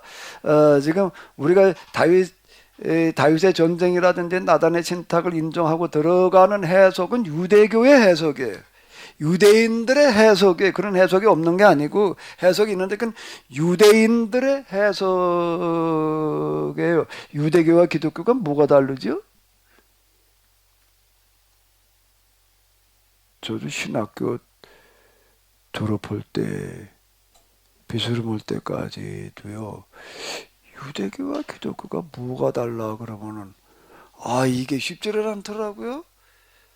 그 키 큰 얘기한다는 거가 유대인들은 예수님 메시아를 받아들이지 않았고 기독교는 그 다음에는 이게 쉽지를 않아요. 뭐가 다르지? 이게 명확하지를 않더라고요. 이게요. 왜 이게 명확하지 않은가 하면 그동안에 우리는 이거에 대해 명확하게 해석을 안 해놨어요. 교회사에서도 그렇고 이스라엘 역사에서도 그렇고 구약성서 신학, 구약학 이런 데에서 구약성경에 대한 이스라엘 역사에 대해서 유대교와 기독교가 어떻게 다른지에 대해서 이게 애매모호해. 이게 오늘 우리가 해석하는 다윗 왕국을 인정을 하고 들어가고 나단의 신탁을 하나님께서 하신 일이라고 그렇게 해석을 하는 게 유대교의 해석이에요. 이게 선을 그어놓지 않으면요, 유대교와 기독교가 뭐가 달라요? 뭐가 달라요? 예수님이 인정하느냐 안 하느냐? 겨우 그거. 이게 해석이 명확하게 달라져야 된다 라고 하는 겁니다. 그래서 제가 이제 서양 기독교를 가르쳐도 유대 헬라 기독교라고 얘기를 하는 거는 바로 이런 이유예요. 유대인들과 구약 성경과 이스라엘 해석하는 게 별로 다를 게 없어요. 메시아를 예수님으로 인정하느냐 안 하느냐가 다른 것 같지만은 내용을 들어가 보게 되면 이것도 또 비스름해. 왜? 메시아가 오면 다 해결한다고 그러고 있으니까. 메시아가 오면 해결한대.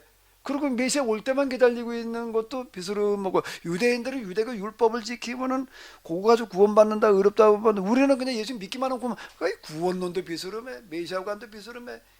이게 구약 성경의 해석은 그게 그거고, 이래나 버리게 되면 이게 오늘의 기독교는 서양 기독교, 내가 이제 서양 기독교 이렇게 이제 구분을 하는 거는 유대 헬라적 종교다. 그걸 이제 다시 어떻게 돼? 거기서 유대교 때깔도 뺏겨내야 되고, 무슨 때깔도 또 뺏겨내야 되고, 헬라적인 때깔도 뺏겨내서 본래의 정체성이 뭔가 하면 구약 성경 헤브라이즘으로 돌아가야지 된다. 그게 오늘 우리가 해야 될 토착화다. 우리 과제다. 이렇게 보는 거예요. 자, 이 부분 이런 거고요. 자, 그럼 왜 헬레니즘, 왜 헤브라이즘인가라고 한다면은 뭐 때문일까? 뭐 때문일까?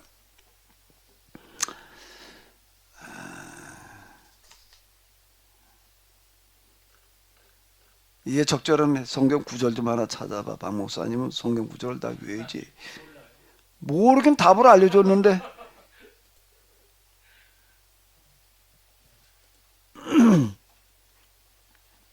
자, 찬미가 좀 읽어봐. 잘 한번 들어보시기 바랍니다.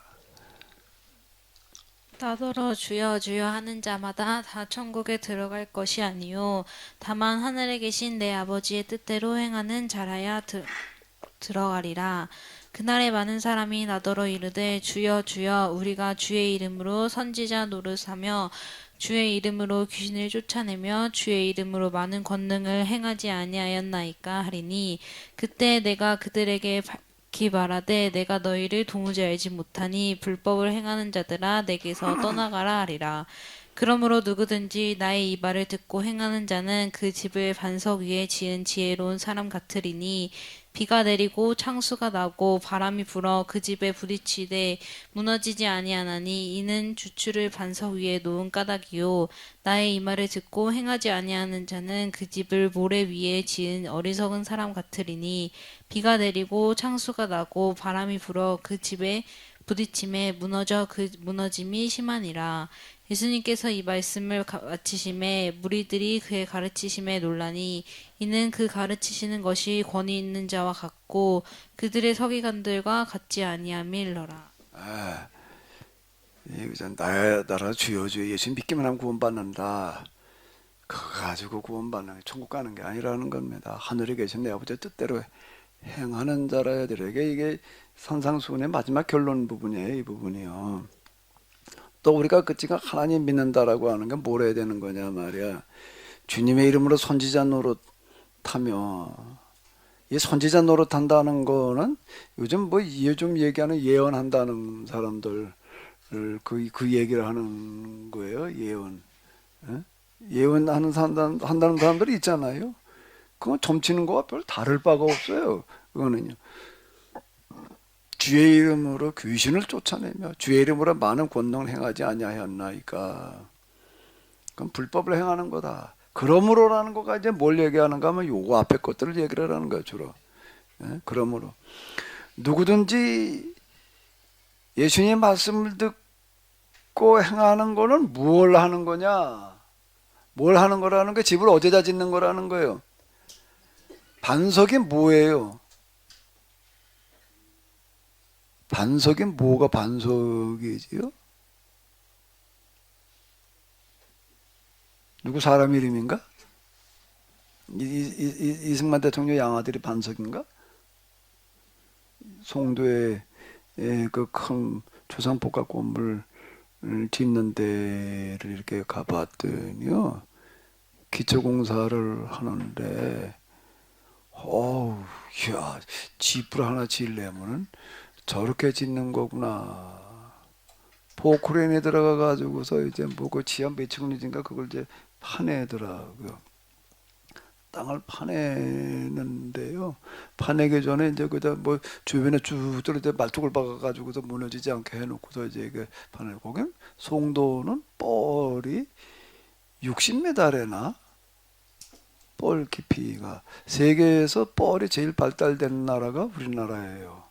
서해안이 뻘밭이요. 그건 왜 그런가 하면 우리나라는 육지가 생겨난 다음에 한 번도 바다에 가라앉아 본 적이 없대. 그 얘기는 뭔가 하면 나이가 세계에서 제일 많다는 거예요. 그래가지고 나이가 제일 많다 보니까 비 올 때마다 어떡하나? 다 씻겨서 갔어요. 근데 우리나라 지형상 동해바다로 가요? 서해바다로 가요? 그래서 서해바다가 세계에서 제일 뻘밭이 제일 많이 발달했어요. 여기 염도는 많고 이제. 그 송도에 60m래. 60m. 거기다가 고무를 지으려니까는요 어떻게 해야 되는가? 그다음 꼬챙이를 갖다 박는 거예요. 꼬챙이를 갖다 박는데 60m니까 몇 메달 박아야 될까? 몇 메달쯤 꼬챙이를 박아 놓으면 될까요? 60m 박는다는 거예요. 60m 박는 거예요. 60m를 그러니까 60m가 어디까지가 60m 밑에 돌멩이 나올 때까지. 그냥 땅이 나오는 게 아니고 뻘지나 그 밑에 그냥 더 뚫어가지고서 아예 그냥 안반이 나올 때까지 뚫어가지고서 파를 박는데 아니 이걸 60m 받고 있더라고요. 그 60m 길이가 얼마나 있냐? 그 꼬챙이를 요즘 뭘로 만들지요? 공구리로 만들더라고요. 공구리 만들고 갖다 이꾸 해가지고 그걸 박는데 간격이 보니까 한 1m 간격으로 박아놓는 거예요 이게요. 아니 그냥 꽉 찼어요 그냥 꼬챙이가 그 말뚝 박아놓은 걸 보니까는요 이야, 건물 하나 짓는 게 이게 보통 일이 아니라 비용이 많이 들어갈 수밖에 없겠더라고. 그걸 다 갖다 때려 박으려니까요. 그래놔야지 이게 기울어지질 않는다는 거예요. 그래놔야지. 대형 건물 짓는 걸 보니까 다 이렇게 다 안방까지를 파내든지, 판에 없어서 뭐라든지, 꼬챙이가 좀 이상한가? 뭐라 그러지? 파일? 파일 우리말로는 꼬챙이지 뭐 파일이라고 그러면 좀 더 유식하고 꼬챙이라고 그러면 무식한가? 그놈이야 말뚝이지 뭐 말뚝 꼬챙이. 거기다가 안반까지 꼬챙이를 박고 집을 지어야 된다. 그래야지 넘어가지를 않는다. 집 짓는 얘기야 이게요. 집 짓는 얘기야. 예수님께 이렇게 말씀을 하시니까 나 놀랬대. 그 이 집 짓는 게 무슨 집 짓는 거? 물론 일반 집 질 때도 이렇게 지어야 되죠. 저도 이번에 학고방 하나 짓는데도요, 운막 짓는데도 안반 검사하래요. 저 지질 검사하래요. 지질 검사해가지고서 이렇게 봐가지고 집안이 약하면 파내야 된대. 그거래요. 파내고 돌을 깔거나 이거 파일 박으라고. 그 소리 들으니까는 이거 눈앞이 캄캄하더라고. 야, 이거 뭐 갖다 파일 갖다 때려 박고 근데 송도 가서 짓는 걸 봤거든요. 그렇게 갖다 파일 박으러 그러면 뭐 내 건축비 다 갖다 파일 꼬챙이 박다가 다 들어가고 있단 말이에요. 근데 지방 검사를 해봐. 진짜 얻어호더라고요. 그것도 뭐 몇십만 원 돈 냈어요. 지방 검사하는 비용도 얼마 냈는데 해보더니 거긴 집안이 한 뭐 1, 2m 내려가니까 그냥 안반이어가지고서 그냥 넘어가서 내가 다행이다 말이야. 하마터면 꼬챙이 박느라고 이게 매덕 들어갈 뻔한 거야. 자, 이런 집 짓는 얘기. 뭔 얘기죠? 이 얘기를 가지고 이걸 가지고 이제 이거를 해석을 해봐요. 금방 전에 문화권 얘기한 걸 한번 어디. 이게 무슨 얘기가 되는 거지? 왜 헬라 문화와 왜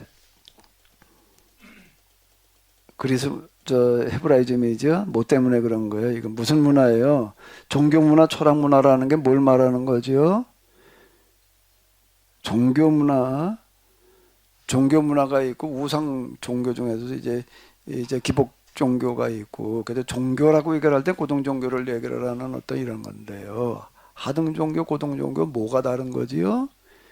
집을 지을 때 말뚝을 갖다가 꼬챙이를 갖다가 안방까지 박았느냐 안 박았느냐의 차이라고 하는 거예요. 그걸 뭐라고 불러요? 근본에까지 이르러서 여기에서부터 그 종교를 문화를 출발시키고 있느냐라고 하는 거예요. 철학 문화라는 거는 신화하고 철학하고는 달라요. 철학의 반대가 뭐라고요? 신화인데, 신화라고 하는 거는 무슨 애니미즘, 토테미즘 뭐 이래가지고 산도 신이래, 바다도 신이래, 뭐도 신이래, 다 태양도 신이고, 비가 오는 것도 신들이 바람이 부는 거 신들이 화딱지가 나가지고 화풀이 한다고 그러고 있고, 이렇게 해석을 하는 거예요. 근데 그걸 철학으로 해석을 한다라고 하는 건, 철학이라고 하는 거, 이거를 이렇게 고대 그 당시 책을 읽으려고 그러다 보니까 영어보다 사이언스라고 나오더라고. 사이언스라고 그러는 거예요. 이거를 왜 사이언스예요? 과학이라고 그러잖아요. 이런 신화에 대해서 과학적인 설명을 하는 거예요. 이게요. 태양은 신이 아니라 그냥 태양이야. 바람은 기압의 차이로마다 부는 거고, 산은 그냥 산이고, 자연의 현상들이 그 신들이 뭐 어쩌고 저쩌고 해서가 아니라, 바람이 신이 화딱지 나다 부는 게 아니라 자연 속에 그런 하나의 원리와 법이라는 게 있어. 원리와 법으로 설명을 하는 거를 뭐라고 그런다고요? 철학이라고 그러는 거예요. 철학. 요즘 점심부터 철학관이라고 그래놨더라고. 그런데 써먹는 거는 조금 다른 얘기고요. 자연 현상을 자연의 법과 원리와 이치로 설명하는 사람들을 자연 철학. 자연 철학의 아버지를 누구라고 그러죠? 탈레스는 뭘 한 사람이냐? 자연 철학이라고 하는 거는 자연의 현상을 뭘로 설명한 사람들이요? 원리와 이치와 법으로 설명하는 사람들인 거예요. 그러고 났더니 그 다음에 그러면 이제 사람이 왜 살아야 되느냐, 무엇을 위해서 살아야 되느냐, 어떻게 살아야 되느냐, 이런 문제가 나오는 거예요. 그 이전의 신화 시대에는 그냥 신들의 비유 맞추느라고 그 신화라는 걸 보거든. 왜 인간을 만들어 놨냐 말에 신의 뭐 제사상 차리기 위해서 뭐 노예가 필요해 가지고서 그 신화에서는 그렇게 설명하는 게, 인간이라는 게 겨우 그래 신의 제사상 제사상 차리기 위해서 신의 꼬봉으로 만들어지는 거냐? 그게 아니야. 근데 인간이 뭐냐, 인간의 본연의 본분의 정체성을 이제 얘기하기 시작을 하는, 그 인문 철학이라고 그러는 거라고요. 그 사람이 어떻게 살아야 되느냐, 어떻게 살아야 되나라고 할 때 뭐가 나오느냐, 자연법이라는 게 나오는 거예요. 자연 속의 원리와 이치가 되는데, 인간이 자연 속에 들어가서 자연 속에서 자연과 더불어 살아가고 있기 때문에 자연의 원리와 이치에 따라야 된다. 자연법이 이제 기초가 되면서 그래서 인간이 어떻게 살아야 되느냐는 게 나오는데, 이제 그리스 사람들은 이걸 가지고 이제 다 그리스 사람들이, 이 아테네 사람들이 그랬어요. 이제 아테네 사람들이 다가 아니라, 아테네 도시국가예요. 도시국가인데 이제 거기가 마라톤 전쟁 뭐 어쩌고 저쩌고 이러는 과정에서 이게 보듯이 독특한 어떤 그런 이제 문화를 가지고 있었는데, 토론 문화라는 게 발전을 해가지고 아레오바고라는 데 모여가지고서 그냥 계속 이 얘기를 나누는 거야. 어제 할 수 있는 얘기는 다 해. 뭐 주제라는 게 따로 없어. 너 뭐 오늘 할 얘기 있으면 해봐. 근데 뭐 맨날 하다 보니까 이제 할 얘기가 없어. 어제 누가 낯선 사람이 하는, 야, 그 사람 데리고 와봐. 그 사람 어디서 온 사람이냐? 좀 얘기 좀 새로운 게 있으면 얘기해봐. 뭐 새로운 것만 있으면 아무나 갖다 얘기를 하라고 그래가지고 그거 가지고 또 얘기하다가 보니까는 여기서 이제 학문이 발전을 하는 거야. 토론에서 철학이 이래 가지고, 인문 철학이 이렇게 가지고 나왔다고. 인문 철학은 토론에서 나오는 거고, 자연 철학은 맨날 하늘의 별만 쳐다보면서 이제 별자리 이동하는 걸 보면서 뭐 달을 쳐다보면서 이래 가지고서 이제 자연 현상을 이제 관찰해 가지고서 나오는 거고, 그걸 기초로 이제 사람이 어떻게 살아야 되느냐 이리 가지고 계속 또 얘기하다가 보니까는 이제 그게 철학으로 발전을 하게 되는 거. 그 인문 철학의 아버지는 소크라테스래. 소크라테스는 가르치기만 하고 아무것도 써놓지 않았는데 그 제자가 이제 뭘 다 써놨어요. 뭐 이제 그래가지고 이제 어쨌든 그 이제 소크라테스, 플라톤을 하나로 이렇게 보게 되는 건데, 근데 이 사람들은 어떻게 생각을 하는 게, 이 세상이라는 게 도대체 뭐냐? 좀 신비한 부분도 있지만 불완전해요. 야, 이거 왜 불완전하냐? 왜 불완전하냐?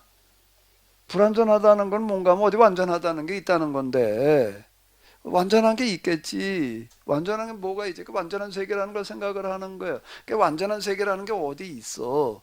이 세상이라는 게 왜 이렇게 불완전한가 하면, 그 완전한 세계에 이거는 하나의 모조품이어가지고 불완전한 거야. 이제 이렇게 생각을 하게 됐어요. 완전한 세계를 뭐라고 그러는가 하면, 그건 이제 생각으로나 거긴 가능해. 완전한 세계는 가볼 수도 없고 확인해 볼 수도 없고, 생각으로 뭘로요? 생각으로 만져놓을 수가 있잖아요. 그죠? 그 생각을 뭐라고 그러나?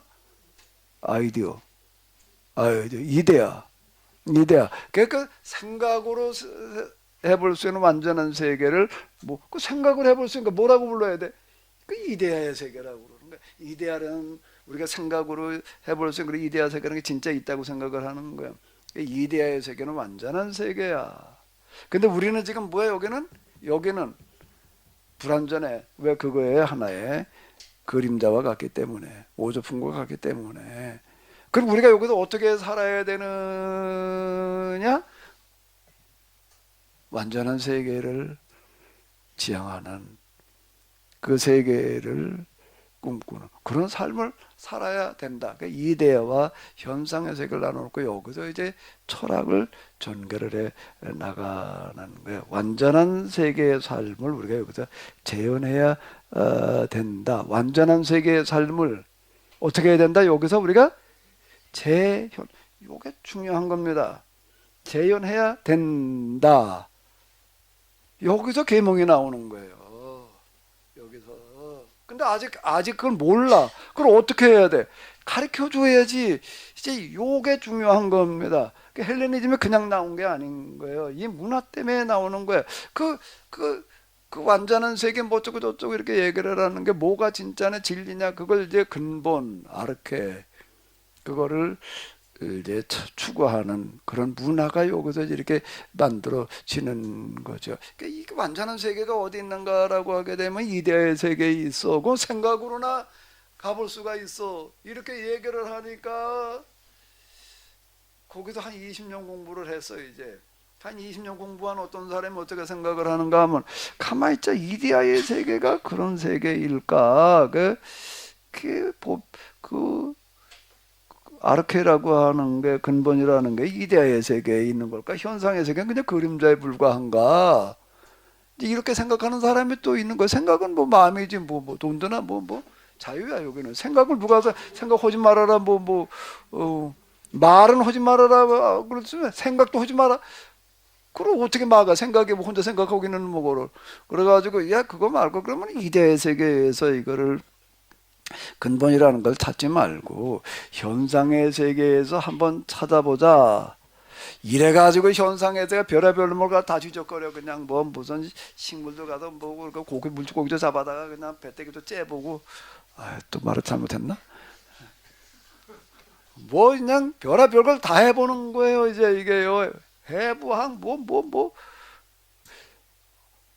해부한다는 거고 배때기 쨘다는 거고 뭐가 다르지? 난 잘 모르겠는데 어쨌든 다 해보는 거예요. 이거를 다 자연세계 현상을 갖다가 다 천문학도 물론 이제 당연히 해야지 되는 어떤 이게 피직 물리학이라고 하는 것들을 갖다 이렇게 다 해가지고 여기서 뭐를 하는가 하게 되면 공통점을 찾아내는 거예요.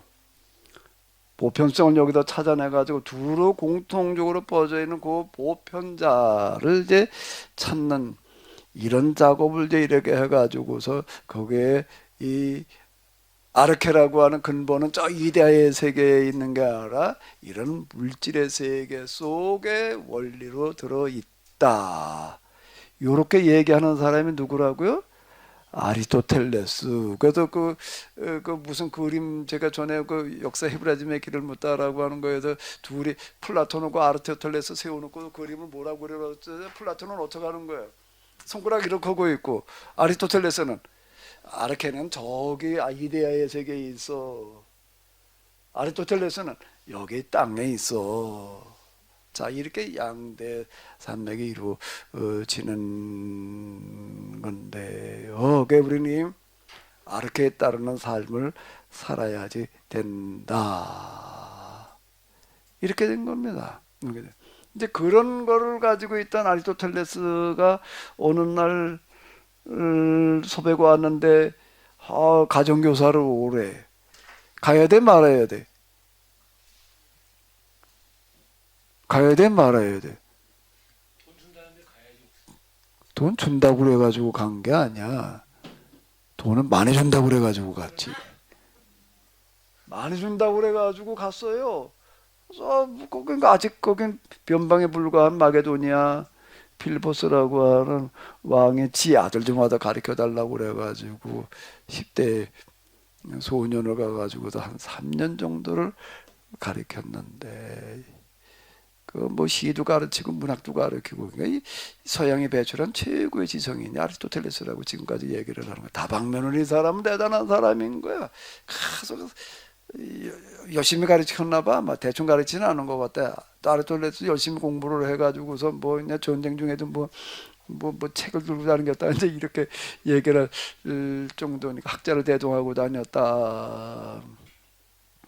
쭉 그리스 철학을 갖다가 그에게 이제 가르쳐 주는 걸로만 끝나지 아니하고 왜 공부를 해야 되느냐, 우리가 지금 뭘 해야 되느냐를 가르쳐 주는데 세계에서 이 그리스 철학만큼 이 학문만큼 더 앞선 게 없다. 여긴 정치는 어떻게 해야 되느냐는 걸 가지고 다 연구를 해가지고 민주정을 해야 돼. 이거 재정이 아니야. 이래가지고도 이걸 또 몇만 명 막 다 해서 아테네 인구가 얼마였대나? 또 실험을 해보는 거야 실제로. 야 해보니까 이게 뭐가 좀 문제가 있다. 바꾸고 뭐 이런 식으로 다 또 이제 하는 거고요. 그러다 여기서 이제 철학도 발전을 하고 정치도 발전을 하고 스포츠도 발전해가지고 마라톤이 나오고 씨름도 나오고 저 레슬링 씨름이라고 그 레슬링이라고 그래요. 거기다 문학도 나오고 그게 뭐 문학의 아버지는 누구, 철학의 아버지는 뭐 의학도 나와가지고 또 의학의 아버지는 누구. 거기 엄마는 없어 아버지만 살아. 그렇게 많이 여기서 나오는 거는 뭔가 하게 되면은 근본의 뿌리를 두고서 각 다방면을 갖다가 계속 이야기 나누는 거에서부터 이야기 문화가 그걸 가능해서 그러면 이 사람들은 먹고 아침마다 그냥 이 얘기 흘러나와. 어떻게 얘기를 흘러나올 수가 있었을까? 어떻게 일해주는 사람이 있는 거예요. 아테네 시민이라고 하는 거는 자유인을 얘기를 하는 건데 그 사람들은 뭔가 하게 되면 와서 얘기만 해도 먹고 사는데 문제가 없어. 일은 누가 해주나? 한 노예들이 있는 거야. 그 사람들 일은 다 해줘.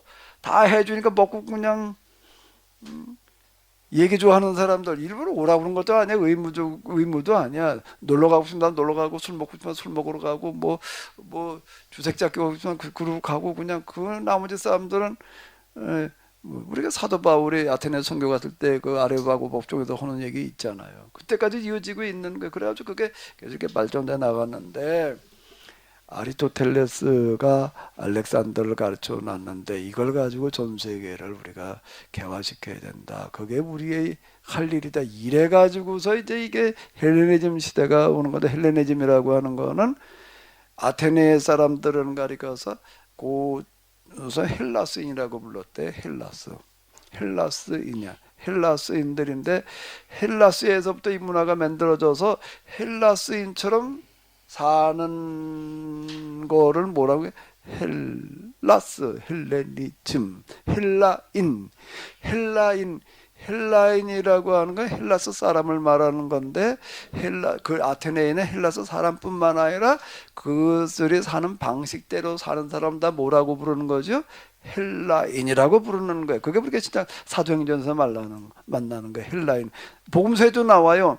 헬라인들이 예수님을 만나러 왔대. 요한복음에 보게 되면 12장인가 그런 얘기가 이렇게 나오는데 요걸 얘기를 하는 건데 왜 헬레니즘이 계속 살아남아 가지고 그 이후 로마 제국 시대가 와도요 문화는 헬레니즘이었어요. 그걸 당할 수 있는 게 없으니까 그걸 능가하는 게 없는 거예요. 나중에 이제 중세기로 접어들면서 이제 기독교 때문에 밑으로 가라앉았다가요. 이제 종교개혁기 시기 르네상스기를 맞이해 가지고서 유럽 사람들이 야 이거 뭐 기독교의 노예로부터 우리가 벗어나 보자. 그건 두 노예로부터 벗어나는 운동이 르네상스 운동인데 하나는 농노로부터 벗어나 보자. 농노 사회였어요. 또 하나는요. 기독교의 노예로부터 벗어나자. 이게 참 기독교 역사예요. 이게. 그게 르네상스 운동이라고요. 그게 왜 자유. 그 르네상스 운동의 첫 번째가 뭘까요? 자유예요. 평등이에요. 박애. 이게 자유가 첫 번째 나가는 거는 뭔가 자유가 없었다는 얘기야. 이게 농노. 이건 뭐 기독교 신앙이 노예를 양산하는 신앙이어가지고서 도대체 그냥 자유로운 생각이라는 것 자체를 다 가로막아 버려가지고 이 기독교 신앙 가지고서는 안 되겠다. 자 이렇게 돼버리는 이제 이런 시대가 이렇게 오는데 여기에 헬레니즘이 계속 바탕에 깔려 있는 이유는 이거 이 헬레니즘 이 플라톤 아리스토텔레스 철학이 제일 먼저 개화시킨 거는 누구일까? 여기 지금 아까 지중해 세계 이렇게 주르르 다 이렇게 다니면서 헬레니즘 시대가 왔다고 그러는데요.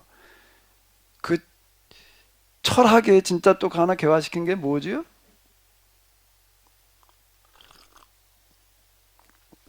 해교예요. 해교예요. 유럽 사람들이 헬라 철학을 발견하는 거는 십자군 전쟁을 통해 가지고서 해교인들을 통해 가지고서 헬라 철학을 받아들였어요. 그리스에서 받아들인 가져간 게 아닌 거예요. 그리스에서 가져간 게 아니라 어디 가서 가져왔다고요? 십자군 전쟁 때문에 저 예루살렘에 가가지고서 회교인들한테 가가지고서 헬라 철학을 가지고 들어와요. 그리고 헬라 철학을 제일 먼저 갖다가 제대로 써먹은 거가 그 초기에는 이 교부들이 다 헬라 철학을 공부한 사람들이었으니까 이제 그거 가지고 기독교 신학을 이렇게 만들어냈고요. 그 이후에는요, 이 헬라 철학이 어디로 갔냐면 회교로 갔어요.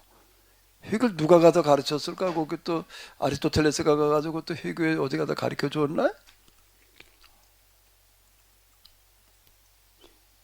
헬라인 회교인들이 저 메카에서부터 출발을 해가지고 세력을 뻗쳐가지고서 이제 쭉 번져나가는 게 제일 먼저 이제 예루살렘 점령하고 그리고 이제 이집트 점령하고서 그 다음에 저기 터키를 지나서 이제 그리스까지 가서 약탈을 했는데 그리스에 갔더니 보물 창고에 들어갔더니 보물들이 많은데 보물 그럼 뭐가 보물이지? 뭐가 보물? 박 목사님 뭐가 보물이라고 생각을 해?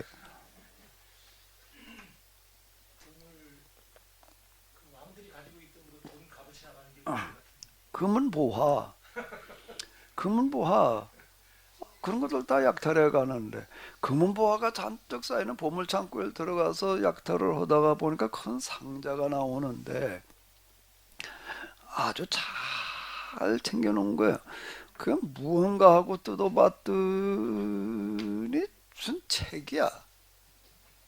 근데 무슨 소리인지 알 수가 없어. 근데 가만히 보니까는 그 보물상자가 저 헛간에 있었으면 그냥 불질러 버리고 왔을 텐데 어디 있는 거예요? 보물 창고에 있는 거야. 그 상자를 보니까 얼마나 잘 만들어 놨는지 금은보화 담아놓는 수준의 상자를 만들어 놓은 거야. 거기 담겨져 있으니까 이 사람들이 야 이건 금만큼 귀한 건가 보다. 그래가지고 그걸 가지고 갔어요. 가지고 왔는데 그냥 가져간 괴짝에 들어있는 그냥 종이짝에 쓰여진 글씨였을 뿐이야. 뭐 읽을 줄 알아야지 뭐. 그 금은보화는 그걸 가지고 다 써먹었는데 이놈은 써먹을 수가 없어서 그냥 버리기는 그렇고 그냥 내버려 두었어.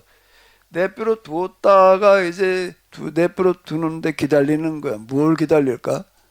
써먹을 사람을 기다리는 거야. 그럼 누구도 그걸 써먹는 사람이 없어요. 회교는 학문이 없는데 거기는 약탈문 하나 있는 데지. 그 학문이라는 게 없어요. 그런데 이제 이게 가만히 보니까는 회교가 좀 더 발전을 하려고 하게 되면은 학문이라는 게 있지 않으면 안 되겠는 거야. 그래가지고 학문을 발전시키려면 어떻게 해야 되나? 아주 간단해. 어떻게 하면 되나? 학문을 발전시키려면 어떻게 하면 되나? 공부하는 사람한테 돈을 제일 많이 주면 돼요. 그러니까 결국 뭔가 하면 돈이야. 알렉산더가 아리스토텔레스가 알렉산더한테 왜 갔다고요? 돈을 많이 줘서 간 거예요. 얼마 주는지는 모르겠는데. 회개의 어떤 왕이 뭐라고 얘기를 했는가라고 하게 되면 야 그때 우리가 저 그리스에 가가지고서 그 괴짝을 갖다 놓은 거 했는데 거기 보니까 딱 그 헬라라는 걸로 쓰여져 있는데 그걸 누가 좀 번역 좀 해라. 번역해가지고 오게 되면은 그 번역한 책을 달아가지고서 그 무게만큼 금을 주겠다. 뭐라고요? 그때는 돈이 금이야. 금을 주겠다. 일어났어요. 그러니까 어떡할까? 죽어라 하고 헬라어를 공부하는 거야. 죽어라. 어떻게 공부를 했다고요? 왜 공부를 해? 돈. 죽어라 하고 헬라어를 공부를 해가지고 이걸 이제 번역을 하고 이제 읽고 이제 그러는 거야. 이 사람도 하고 저 사람도 하고 그런데 그러다 보니까 이제 여기에서 이제 학문의 발전을 해가지고서 이제 이런저런 학자가 나오는데 이제 최고 이제 천재적인 사람이 나왔어요. 나와서 이제 이걸 번역을 해가지고서 이제 이거를 이제 해석을 하는데 이놈의 무슨 소리인지를 알 수가 있어야지. 언어로 해석을 해놓는데 저 번역은 해놨는데 해석이 안 돼가지고 뭐 어떻게 고생을 했다. 아비첸 나베로즈라고 하는 사람은 해극군이 배출한 유명의 천재인데 이제 이 사람들 때 와가지고서 비로소 이제 헬라 철학에 이제 해석되기 시작을 해가지고서 그렇게 회교 신학의 기초가 돼서 회교가 지금 저렇게 번성하게 된 거는요. 내가 그 왕 이름을 잃어버렸는데요. 그 왕이 그 정책 때문에 그러는 거야. 학문을 장려하는 그 정책. 이 학문이 바탕이 되지 않고서는 왜 학문이 바탕이 돼야지 번성을 하나? 학문을 발전시킨다는 거는 뭔가 하면 그 종교를 어디다 갖다 뿌리내리게 하는 거죠. 근본이에요. 근본.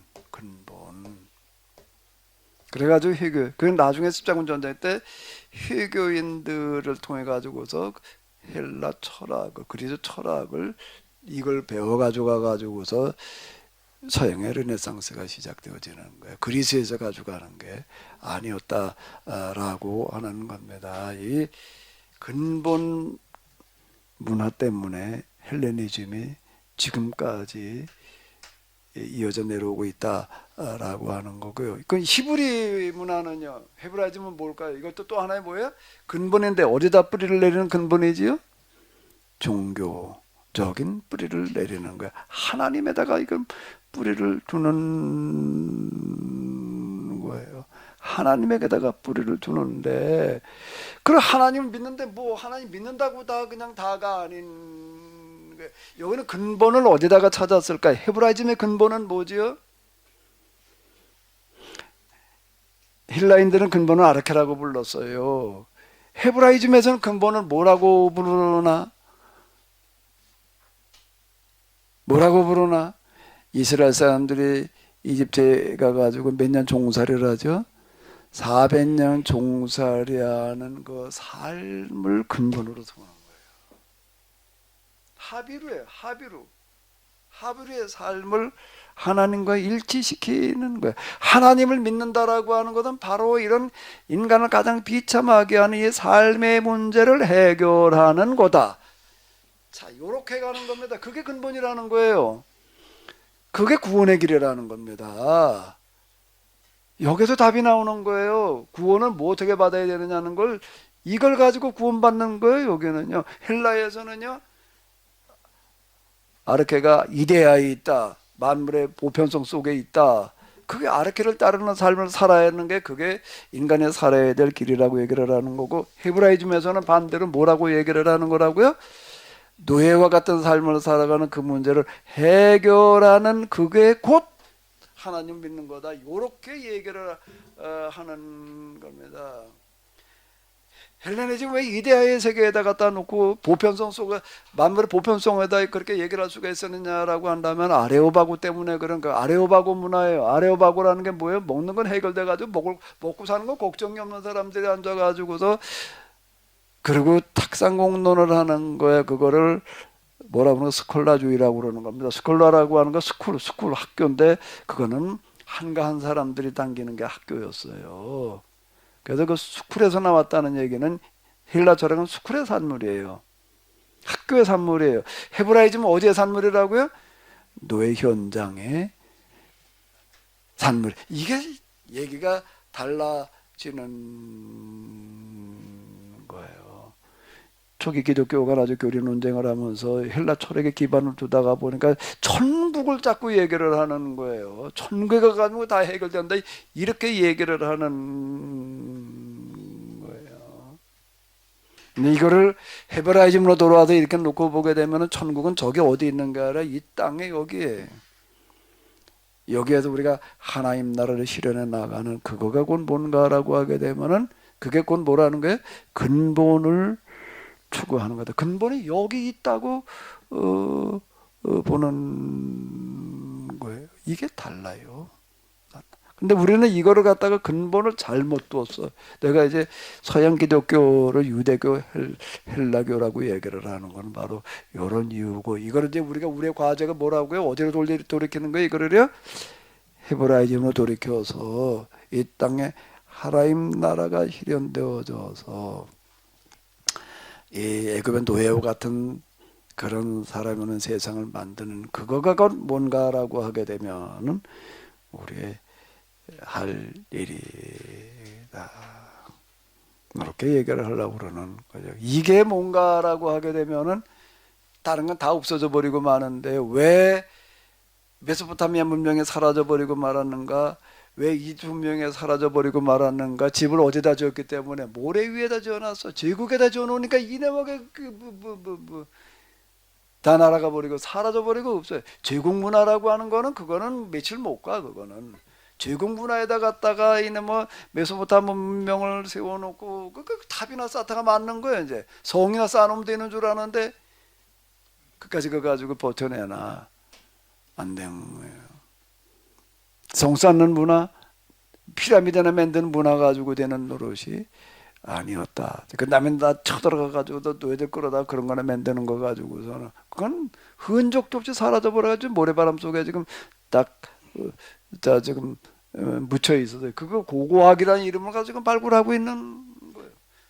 땅 속에 묻혀버리고 만 거예요. 근데 헬레니즘과 헤브라이즘은 땅 속에 묻혀 있는 게 땅 위로 솟아 올라가지고서 세계를 이끌어가는 그런 문화가 되어졌다. 저 세상에 수많은 종교, 수많은 신들, 수많은 신앙들이 있었는데 다 사라져버리고 유일하게 뭐가 남은 거지요? 헤브라이즘 종교, 율법 종교가 남아있는 거예요. 이게 이제 포로기 신학입니다. 율법을 재발견하는 거예요. 포로기에서는 뭘 발견하는 거예요? 율법을 다시 발견해 가지고서 이제 여기서 출발하는 종교, 그걸 헤브라이즘이라고 부르는데 그게 유대교. 순서로 보게 되면요, 율법서를 경전으로 쓰고 있는 종교가 최초로 첫 번째가 뭐라고요? 유대교. 그 다음에 뭐요? 유대교와 기독교가 뭐가 다르다고요? 신약 성경과 예수 믿느냐 안 믿느냐 이게 아닌 거예요. 그것만 가지고, 그것도 물론이고 그것만 가지고 설명하려 들면 구약 성경에 대한 해석 자체가 달라야 된다라고 하는 거고, 그 다음에 이거를 받아들이는 게 또 어디라고요? 율법을 받아들이는 데가 어디? 회교. 그래도 이 세 종교를 가리켜서 헤브라이즘 종교, 이런 종교 문화를 가리켜서 역사가들이, 사회학자들이, 인류학자들이 뭐라고 부른다고요? 헤브라이즘. 우리 신학에서는 헤브라이즘이라는 단어를 안 써요. 교회에서도 별로 안 써먹고 이제 그러는데요. 또 신학교 다닐 때도 헬레니즘이라는 말은 많이 들어도 헤브라이즘이라는 건 별로 얘기를 못 들어봐요. 그 강의 뭐 어디 강의도 개설도 안 하고 들어본 적도 없고, 이제 그런데 맨날 막 구약 성경 어쩌고 저쩌고 이러고 얘기하다가 많은 건데, 구약 성경 얘기하는 것과 헤브라이즘으로 얘기하는 거고는 좀 많이 이게 온도 차이가 다른 것 같아요. 그리고 그 부분이 좀 이제 다를 수 있다라고 하는 건데요. 내가 시계를 잘못 봐가지고서. 자, 혹시 하실 수 있는 말씀 있으면 하십시오.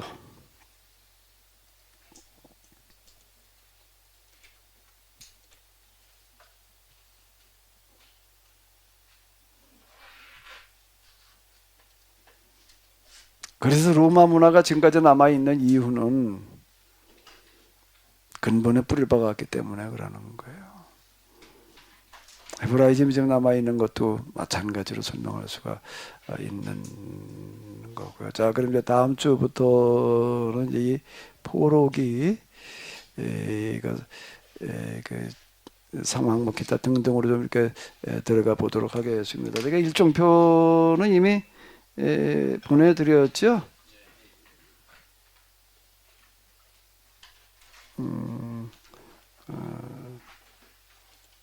포로기 신학 이래가지고 일정표가 보내드렸으니까는요. 왜 이스라엘인가라고 하는 주제로다가 다음 주에 보고, 왜 신명기 운동 뭐 기타 등등 해가지고 이렇게 진행해 보도록 하겠습니다. 이게 굉장히 방대하고 그런 분량이고 이제 그런데요. 어쨌든 뭐 우리가 흐름, 그러니까 특징 위주로다가 이렇게 보아나가 보도록 하겠습니다.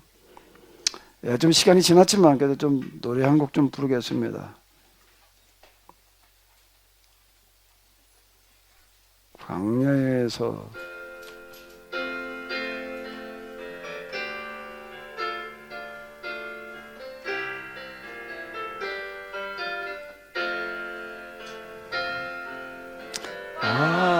광야에서 샘이 솟고 사막에서 물 넘치고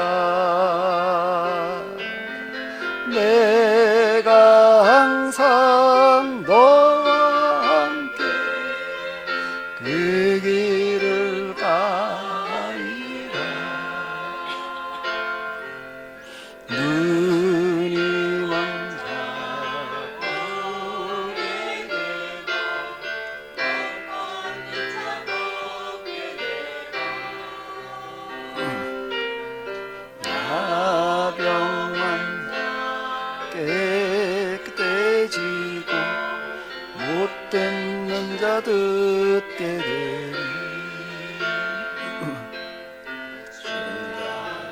사랑하며 가난한 그들이 길을 내어라 거룩한 길 새 길을 내어라 가거라 거룩한 새 길로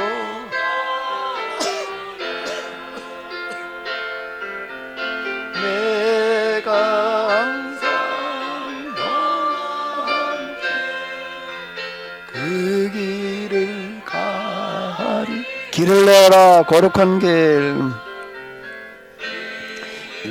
내어라 거룩한 길 새 길을 내어라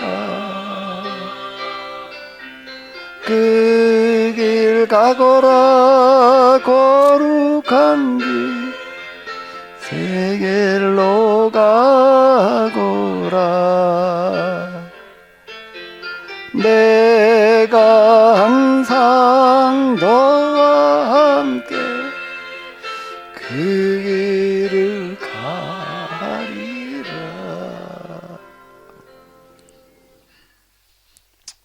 오늘 우리가 하나님 믿는다라고 하는 것이 무엇을 말하는 것인지, 우리가 늘 읽고 있는 성경이 도대체 무엇을 말하는 것인지, 오늘 우리가 도대체 어떻게 살아야 되는지, 무엇을 해야 되는지, 어디에서 답을 찾아야 될지요. 역사에서 찾게 하여 주시옵소서. 성경을 역사적으로 해석하면서 갈 길을 찾게 하여 주시옵소서. 일기만 보는 것이 아니라 시대의 중조를 볼 수 있게 하여 주시옵소서. 못 보는 자 보게 하여 주시옵소서. 듣지 못하는 자 듣게 하여 주시옵소서. 이번 세미나가 우리의 눈을 뜨는데, 귀를 여는데 한 역할을 할 수 있는 그런 시간 되게 하여 주시옵소서. 우리 주 예수 그리스도의 이름으로 기도하옵나이다. 아멘. 예, 수고 많으셨습니다.